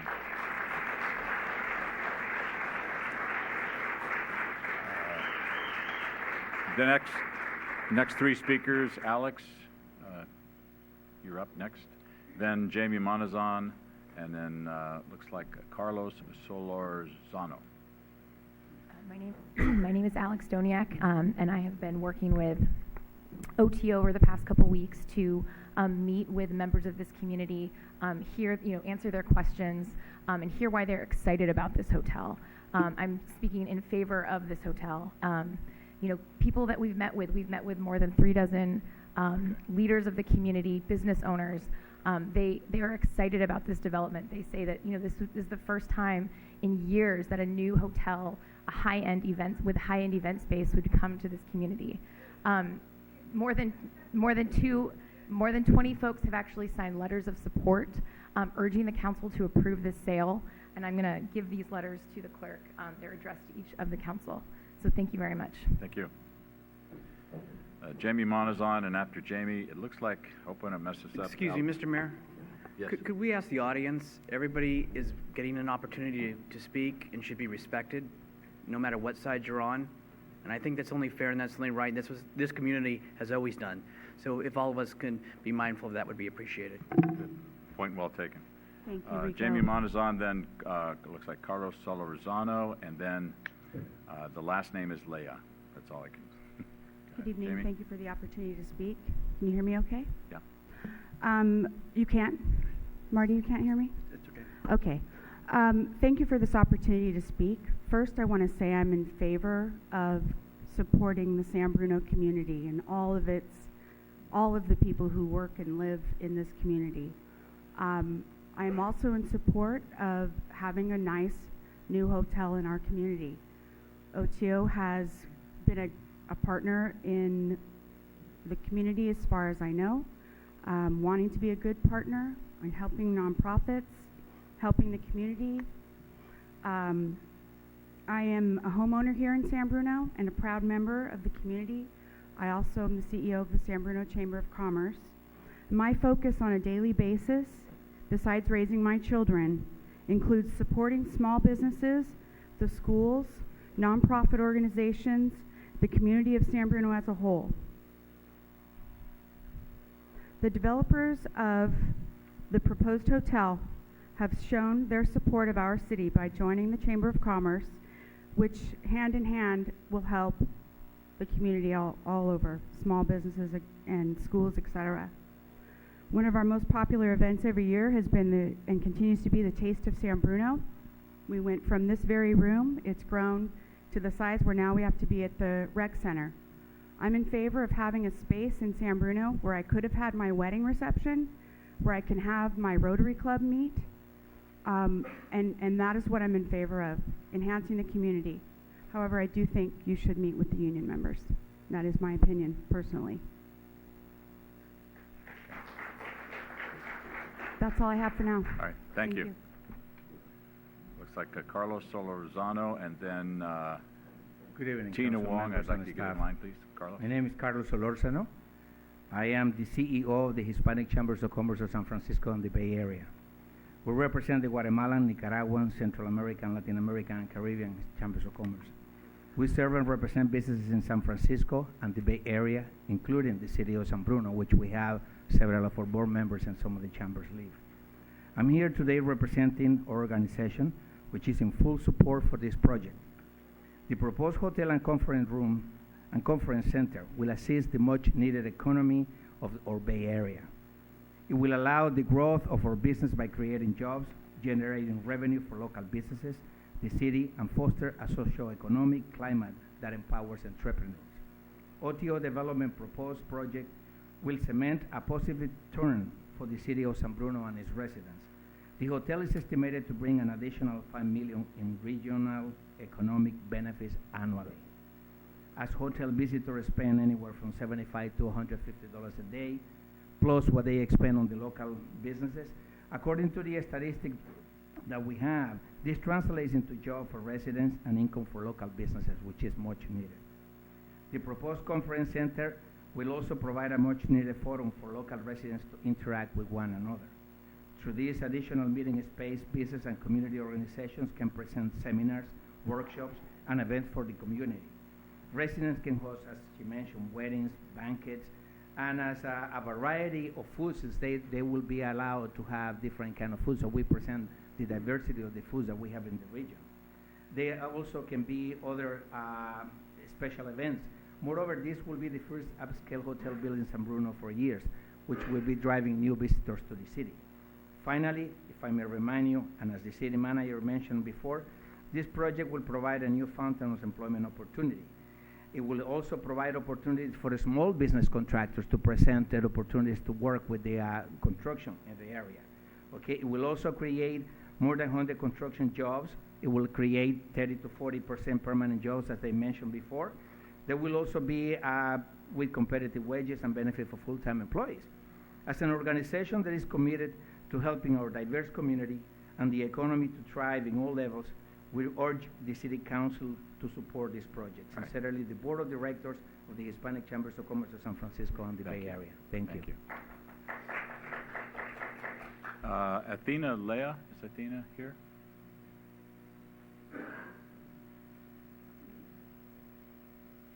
Then Tina Wong, and then Chong Liang.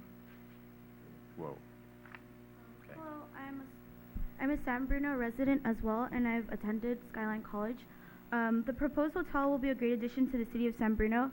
The proximity of San Bruno to SFO Airport and access of the hotel to BART will make it convenient for more people to come to the city of San Bruno and create more revenue for the city. Since the city of San Bruno is limited in hotels, the Marriott Spring Hill Suites would be a beneficial addition to our city, and it would be a great location to hold events. Thank you. Hi, Tina Wong, and then I'd like Arthur Leba to get in line, please.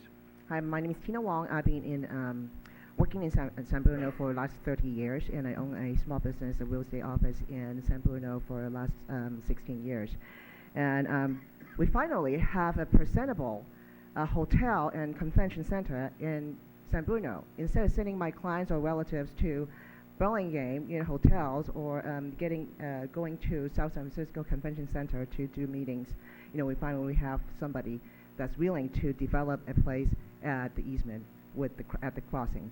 And I can only see this as a win-win situation with the city, and it's going to develop a lot of jobs, and the city also can have a lot of revenue generated from this project. I hear a lot of oppositions here and from the union worker. I mean, if you recall, my location used to be at 364 El Camino, right next to, right across from Grace Honda. I was so tired looking at that strike months after months, and I would, every day I go to work and look at it, it's like, when is it going to end? I mean, to me, that was a disgrace to San Bruno, having a strike there so many months that without ending. And and then also hear that they're afraid that there's no medical care, and then we got to go back to Obama and ask them to change the Obamacare, as everybody's required to have medical care. So, I mean, I please support this project. I love San Bruno. That's why I'm working in San Bruno for the last 30 years. Thank you. Thank you. Chong? And then Arthur Leba, then Jerry, looks like Gins. Hello everyone. My name is Chong Leong. I am with the Asian American Voter.org. I'm working with my cousin Tina Wong.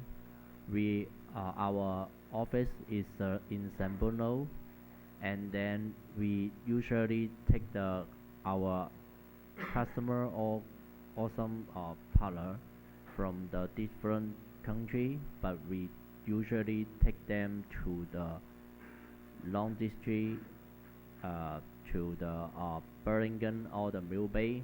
That's not convenience, but we got good news. A new hotel will be built in San Bruno, so that's the good news.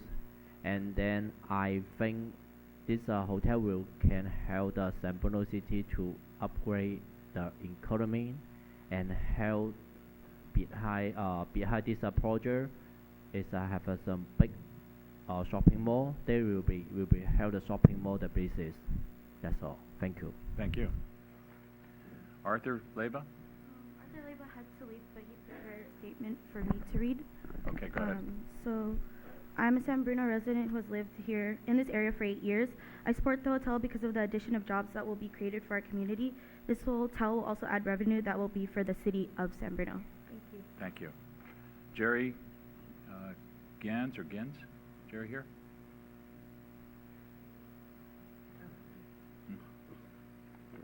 Okay, I had the wrong person then. How about Corinne Trowbridge?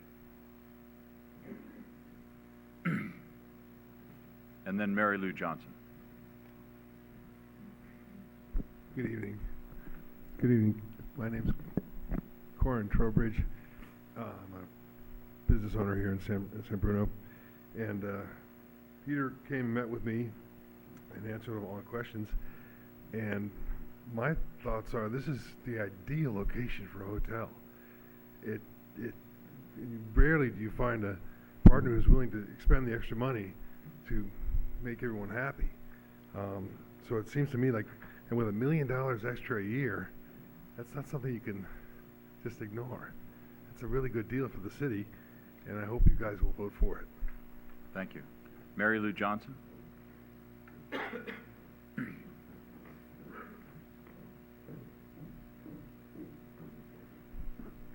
Good evening. My name is Mary Lou Johnson. I have lived in San Bruno for over 40 years. I own a business in San Bruno that's been here for 65 years, and I've been operating it for 35. I'm proud to say that we have had over 50,000 children go through my school. I'm a private business owner, and I've had over 100,000 families, just in parents coming through my school. And the reason I say that is that there's room for everybody. There's room for every opportunity. Now, I want to preface that I was raised working class, blue collar. My father was a union man for over 40 years. My husband was a Teamster for over 25, 30 years. I have benefited from union benefits. And as a private provider of business, I take that into consideration to be sure I'm a good employer. And there's lots of ways that this could be a win-win. And so I urge you as the council to take a look at all the ways. Our community has wanted a hotel for a lot of years. This is more, to me, not about them and us. It's about a win-win for everyone. The opportunity to be able to look at how can we bring resources for people, for not only jobs, but for venues and happiness and joyful things that are taking place. It's just a worthwhile opportunity to consider and move forward and not to decline it. And maybe there's other ways to look at coming to the table to look at these things, but not to take it off the table. I really support this project and hope that you will consider it from a win-win opportunity.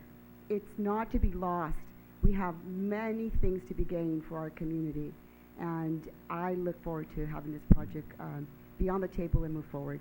Thank you for that. Thank you. Thank you. Okay, we're going to address these concerns through the staff and developer. I'm going to give them just a few minutes. We're going to take a short break to gather some some answers and responses, and then we'll get back to this in council deliberation. Thank you.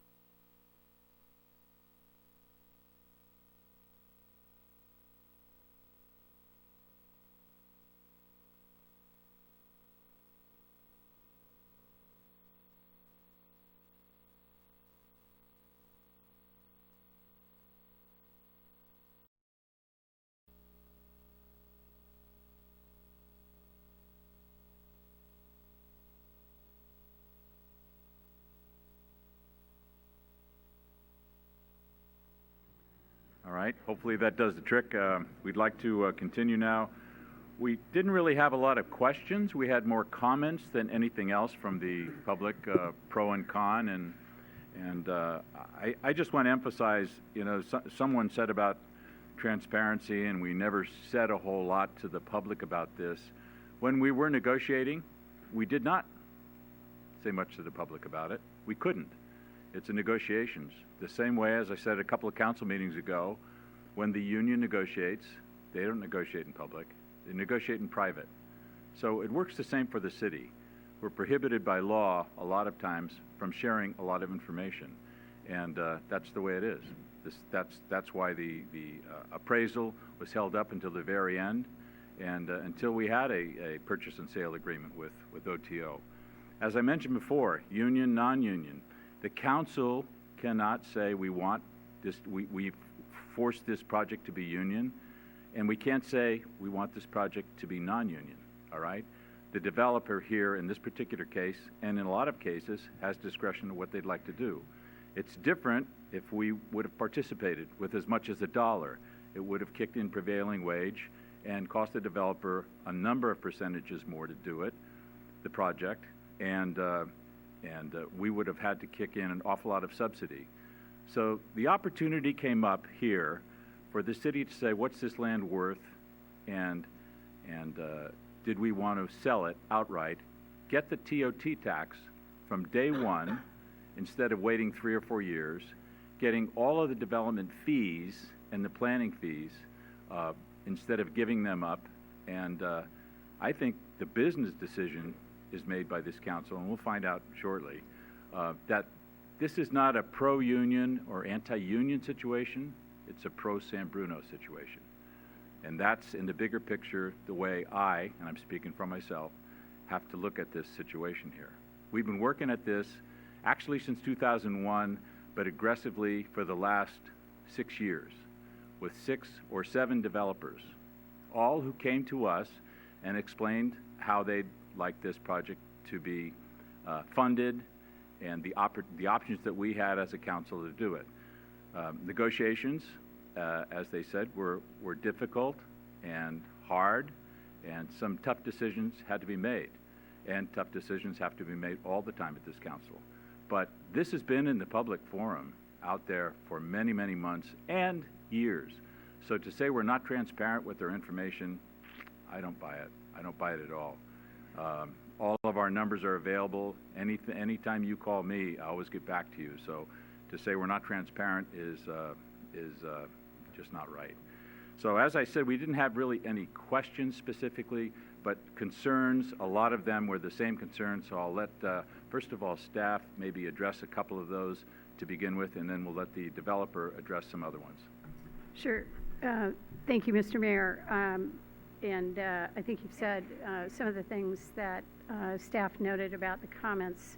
In general terms, the comments were primarily about, they were comments and not questions, so we don't really have a lot of answers, but I'd like to provide a little response to the overwhelming majority of the comments from opponents to the hotel project, who identified a need and a desire for the City Council to require union operations of the hotel.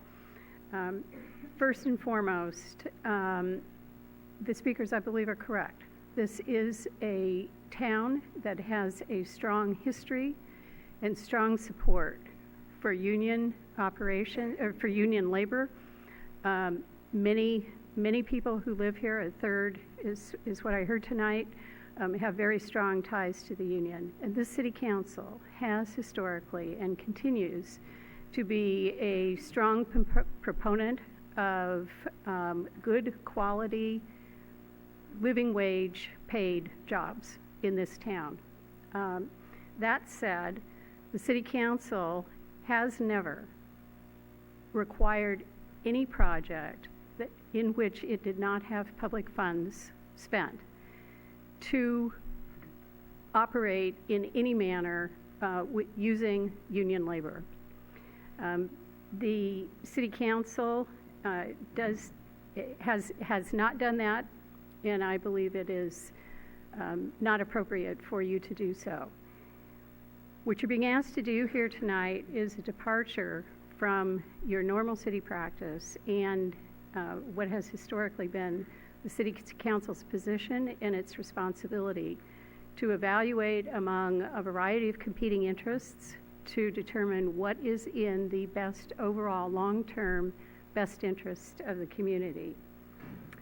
Just a couple of points before I ask OTO to comment further on some of the comments that were made tonight, is just to echo the mayor's comment that state law requires any project that is built in this community using public funds in any manner, whether that be a concession on otherwise payable fees and charges, whether that be a direct subsidy or a buy down of the cost of development, or any other type of public assistance. State law requires that project to be built using prevailing rate. In our area, prevailing rate is essentially equivalent to union scale, and it has that we do that. Every other public entity up and down the state does that. Secondly, I would just like to note that state and federal law also require that workers have the right and the opportunity to organize, should it be their desire to do so. There is nothing that you are doing that precludes the project and its workers to have access to the benefits of state and federal law. And lastly, as Mr. Oakes mentioned earlier in his comments, it is OTO's, we've discussed this at some length with OTO, it is their practice and their policy to attract the best available workforce, understanding that that requires a decent wage and a decent benefit package. And I think they outlined that credibly earlier, and I will now ask Mr. Oakes to address the comments a little bit further. Thank you.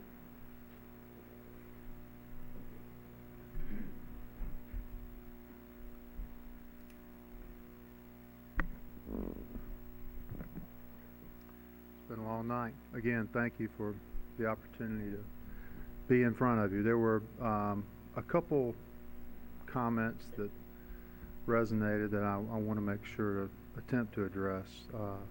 First, the gentleman that was concerned that we might bring in folks from South Carolina to build this hotel.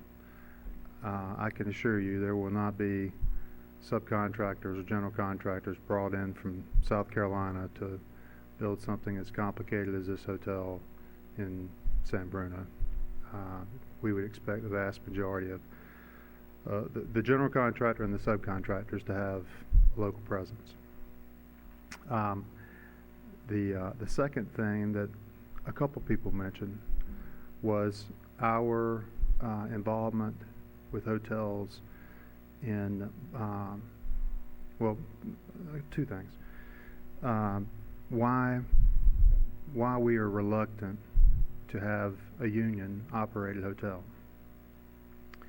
To get to 97% employee satisfaction, you have to have a close relationship with your team members. To have promotional opportunities, growth opportunities for your team members. You have to have a close relationship. You have to give people opportunities to grow, to experience different roles, to learn different roles, so that over a period of time they can lift themselves up and enjoy a better quality of life. We don't want somebody between us and those team members. We're like a family. If there's an issue, we want to deal with it. We don't want somebody else serving as the mediator of what may or may not have happened, what may or may not have said. We want to get as close as we can to our customers. We want to be as close as we can to our team members. Specific references were given to Boston and to Santa Monica, and the speakers were partially correct. We are moving forward with two hotels in Santa Monica that we have signed a neutrality agreement. The big differences there are our basis in that hotel is about 20% lower, our basis in those two hotels, about 20% lower than our basis in this hotel. The Santa Monica market outperforms this market by about 40%. So how can we do that? Well, that market, that situation, the specifics of that development allow us to act in a different way. And in the Santa Monica market, all hotels are unionized. How does that compare with what's happening on the peninsula? Today there are about 70 hotels of our type, upscale hotels, that are in the pipeline. None, zero, to my knowledge, will be union operated. It's a different scenario. It's a different cost basis, a different operating basis. And at the end of the day, what you want, what the citizens of Santa Monica want, is something to happen, something positive to happen with that piece of property that you've been trying to develop since 2001. For something to happen, you have to be courageous and move forward, and you have to move forward with a project that can get financed. The project, as defined today, while not the project that we originally signed up for, can get financed. We can deliver.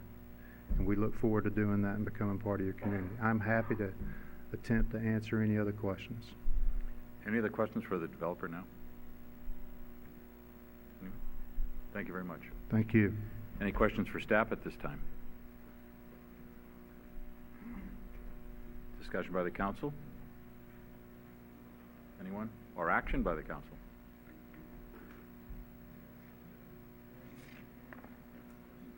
There weren't really questions as much as comments. So, anything? Marty? I'll lead off. Go ahead. I first wanted to address, is it Pastor Landauer? Reverend. During all those times you were speaking previously at the meetings, that was during public comment, and we can't really address and engage in a conversation with you when it comes down to when there's a comment during the public comment period. This is a time that we can actually speak, that we're addressing the actual item that's on the agenda. So the other thing about that is the silence that you felt. We really can't talk freely among ourselves. I'm not on the negotiating team. I didn't have that inside information of how those negotiations were occurring, because only two, and help me out, Mark, if I'm showing how newbie I am here, that the negotiators, that's 2 council members. 3 council members can't share information because it's a violation of the Brown Act. It's pretty close, Mark? So you're correct about the Brown Act. The negotiator that was appointed by the city council was Connie Jackson, the city manager. Okay, all right. With that said, let me give my feelings on what's happening here tonight. I want to thank staff for all the hard work and my colleagues for their vision in wanting to have a hotel there. It has changed over the years. But what I'm asking for now is the appraisal. We waited so many years, and waiting a few more weeks to get the other properties included by an independent appraiser, which we did before. I understand that properties are apples and oranges. Well, they all are. Every property is just a little different, but the appraiser was able to generate something, and including those properties, potentially, based on the appraiser looking at it, that is something I would like to move forward with. And I feel that is something that is a way to maximize the return on that investment. You buy low, you sell high, right? They did a great job, council, then, of purchasing that property for $1.4 million. There also was a penalty clause, and help me out, Mark, if I'm wrong, that property, if it wasn't built as a hotel by 2017, and it was turned to some other use, then we would have to pay $1 million penalty, correct?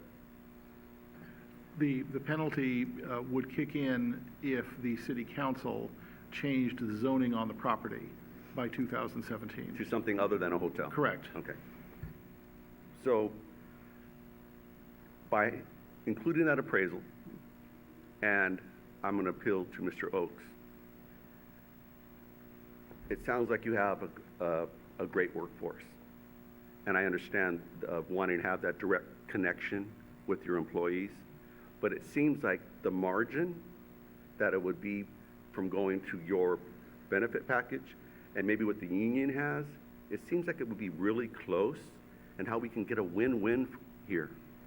We wouldn't be setting a precedent for your company. What it would be saying is, you really are engaged with our community, that our community will rally around your hotel. You're going to have the best hotel, and you're going to have the best people working in it. So if we can get an appraisal, and in that time, if you could at least meet.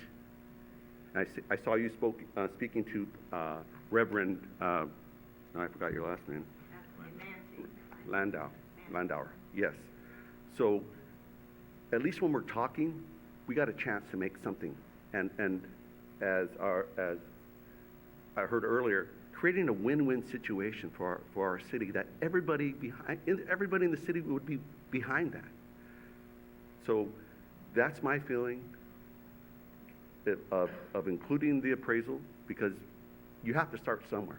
And having an independent person look at those properties and give their gauge of what the property's really worth. So with that said, I will wait till we move forward. Anyone else, Irene?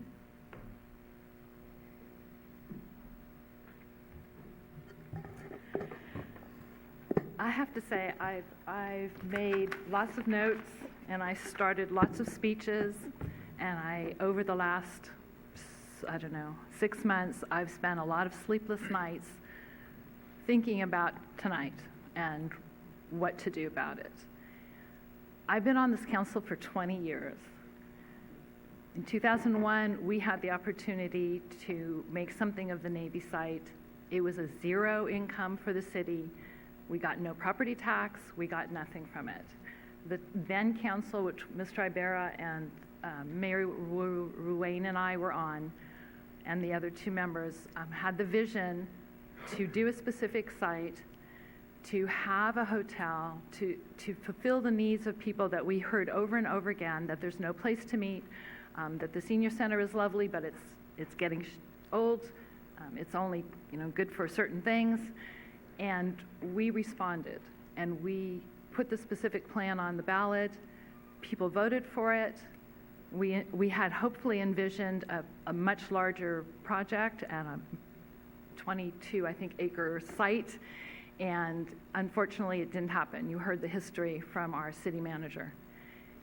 And we fought and fought and fought, and we have fought for the last, like I said, I can't remember how many months, to get where we are today.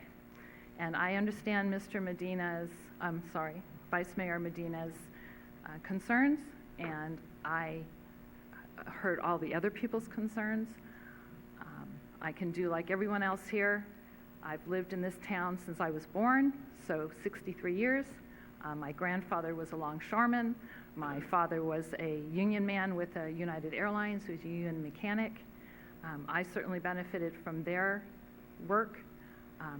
I've never been a union person. I didn't have to because of all their work. My husband wasn't a union person because of all their work. He got the benefits. He didn't need to be union. I didn't need to be union. I got all the benefits I needed. You know, things evolve. Maybe people don't realize when we started all this and started the negotiations, what the gentleman was referring, I'm sorry, your name just went right out of my head. The CEO is saying they started out with the expectation that they would be subsidized, that we would sell the land to them for $1, that we would not require them to pay permit fees and all those things. That's how tough our negotiation people are, how tough our city manager is. She got from them giving us $1 to over $3 million. No fees to over $1 million in fees. TOT tax delayed 3 years to it's going to be $1 million, close to $1 million the first year. All those things have happened. The people that they are talking about, the workforce they're talking about, in this day and age, they need the people to do a good job. There's competition, as he was saying. There's going to be hotels just like him everywhere around here. People are going to have a choice to where to go. People to go mouth to mouth. Recommendations are that way. They go on Yelp. If they're not happy with something, people everywhere know about it really fast. They're going to do the best they can to avoid that. It's their profit too. So having put all that aside, I want to also remind people with the TOT tax, which is $1 million, which goes to general fund, so it means it doesn't go to pay sewers or water or any of those things. That's money that the city can use to hire people, and the city hires union people. That's what we do. All our people are union. So if the OTO hotel people aren't union, the $1 million we have every single year coming in, we will certainly use part of that at least, if not all of it, to hire people to serve you all in San Bruno. So I think it's obvious where I'm going with this, and I'll leave it at that. Okay. Ken?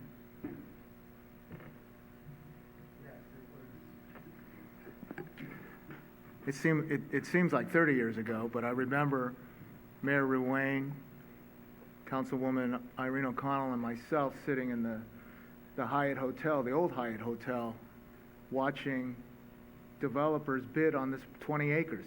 Again, 20 acres of surplus Navy site. No tax revenue, no revenue at all. This city council, this city staff took the task of making a specific plan. This city council back then made a decision that we wanted to give what the community wants, which was housing, affordable housing for seniors, commercial development, a fine dining restaurant, and a hotel, a flagship hotel. Not, nothing against the places that we have in town, but not a motel. Something high quality, my goodness, a Marriott brand, to be provided by OTO, arguably one of the top hoteliers in the country, in San Bruno. We sat in that room, and 20 acres sold for $25 million. The developer was bidding against someone who wanted to fight San Bruno and build a flea market. So we could be sitting here talking about developing next to a flea market. But this is no joke. I've been sitting on this council for 20 years also, and this has been something that I felt very strongly about. Now, many of you have come up and said they're not against a hotel. Many of you have said that you want what's best for San Bruno. However, your comments from certain individuals and some of the groups follow up with inaccuracies, with unsubstantiated information. We've sat up here, and you can threaten all you want about voting us in or re-electing. We have made the commitment to do what's best for this community. Many of you want what's best for just a specific group. This is undoubtedly the best project that we'll probably develop in my lifetime, although I was alive when Tan Fran was first built. But we have not seen that kind of development. San Bruno has been Johnny come lately to the party. We got our redevelopment in 1999. We got 10 good years out of it. And out of that 10 good years, we developed the crossing.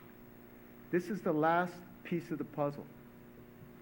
18.5 acres have been developed, a lot of it with union labor, with no objections from anyone in the community.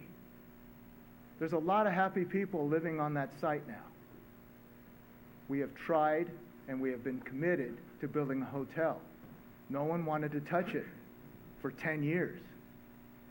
What's changed in the last year has been a $4 million subsidy turned into a $3 million profit for the city. So what should we tell this developer now? We're going to go get another appraiser and see if we can get a higher price, and if we do, we're going to ask you to pay that. In every opportunity, they have the opportunity also to say, we can walk. I don't want to lose this opportunity. This, again, is one of the best projects, in my opinion.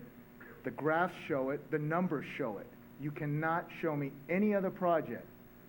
Yes, we probably could get more money for the sale of this property, but you cannot get $20 million in TOT in 20 years in any other project. I'm not going to vote no for this project. I've been wanting this project since sitting in that ballroom at the Hyatt when that last flag went up for $25 million. I've been waiting over 15 years for a hotel. This community is going to get probably the best products available. And I'm not going to stand here and tell them no. So I'm a strong vote, and I hope my colleagues will also join me. Rico? Well, I wasn't invited to the Hyatt because I haven't been here this long. But needless to say, I've lived in town, like my colleague, for my entire life. My parents, my grandparents. So I've seen this town evolve, and I've seen this town develop. And every time we get to a large project, there are emotions that come up. My former good friend and neighbor, Rose Urbach, would always remind me about the heights and keeping the community in a certain state. And at some point, even she said, there are times you have to build and you have to grow. It is important to me about trades and labor. I'm not going to go into my past. That's not relevant here. It's about looking forward. I did not meet with the developer. I did not meet with the local union. My sole reason for that is to be impartial, unbiased, to go for what I've heard at these meetings, what I've read in the reports, what I've heard on the street, what emails or calls I've received. Last night I was, as Irene said, thinking about this and wondering what the best is for this town, because it matters to me, and it's going to far last when I sit up here or when I leave this world. So I was out at the site at 9 o'clock last night, walking the property, remembering the election of 2001, remembering what the commitment was, knowing what that lot was when I used to have, as a, believe it or not, I was somewhat involved in Rotary on the naval base when they had meetings there for Interact. So it has transformed and evolved. But most importantly to me, I know I have to sit up here and think of the future. I have to think of the $72,000 that would be coming in annually. I have to think about the $1 million that would come to our general fund. I know at this last budget cycle, thanks to two other of my colleagues up here, I had to try to finagle a budget to try to get another police officer on the street by rearranging things and changing a title and finding money in the budget somewhere. These are services that we need. These are services that we have to have. The land has been there for 15 years, and it has gained us nothing. This is the opportunity to move forward, and I will tell you, nothing is perfect.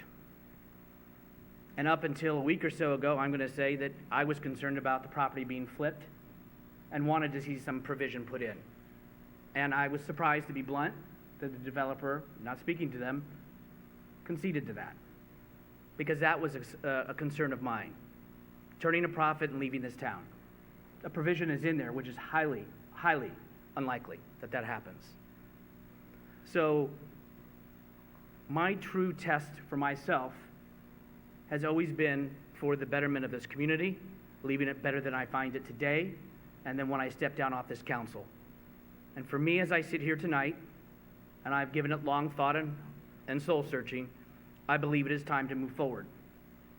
I believe that things can still be discussed and worked out. Local 2 can still meet and discuss. But I do believe that we are trying to get the trades and the union. That's why I asked the questions I did tonight.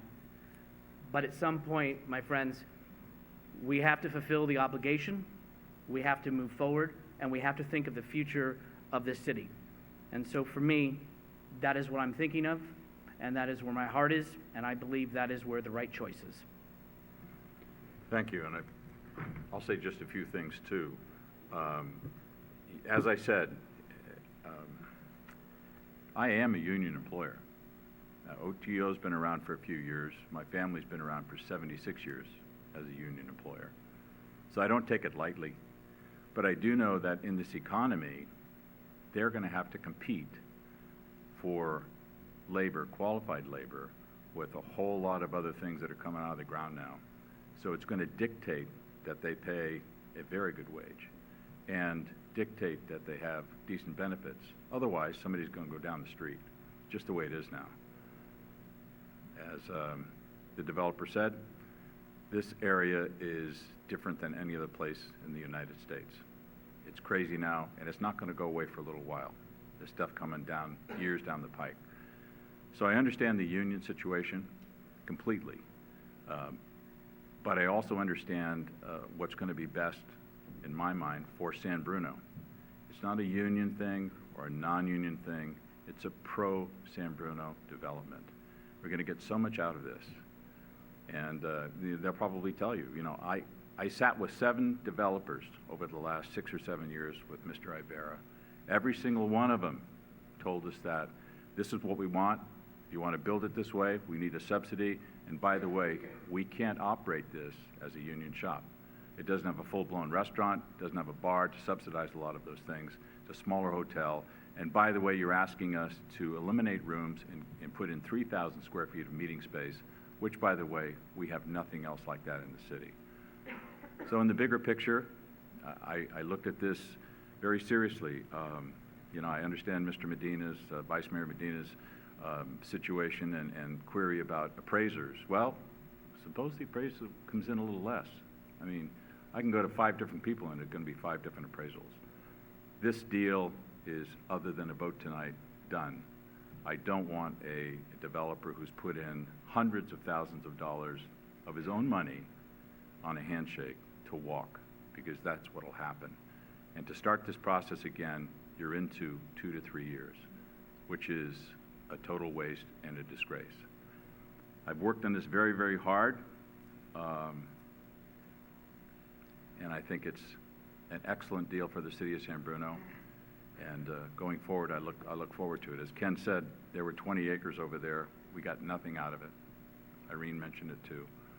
And now you have the crossing, 1,067 residential units, some senior housing, restaurant, small little strip with vibrant businesses, and then you're going to fill in that last piece of the puzzle with a hotel that's going to augment this city's general fund, money that we can use to do all different kinds of things for the citizens of San Bruno.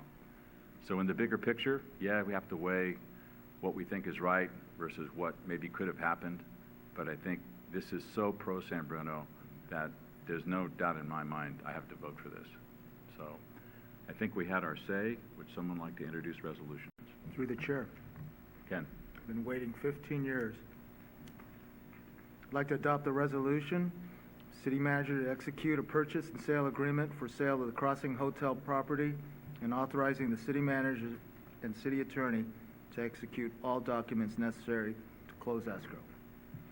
Councilmember Ibarra. Aye. Councilmember O'Connell. Aye. Councilmember Rico Medina. Aye. Vice Chair Marty Medina. No. Chair Ruane. Aye. There's one more resolution. I'll introduce a resolution authorizing the city manager to execute an easement agreement and certificate of acceptance with ASN 10 Frank Crossing 2 for an adjacent landscape easement. Councilmember Ibarra. Aye. Councilmember O'Connell. Aye. Councilmember Rico Medina. Aye. Vice Chair Marty Medina. No. Chair Ruane. Aye. Thank you very much. This meeting is adjourned.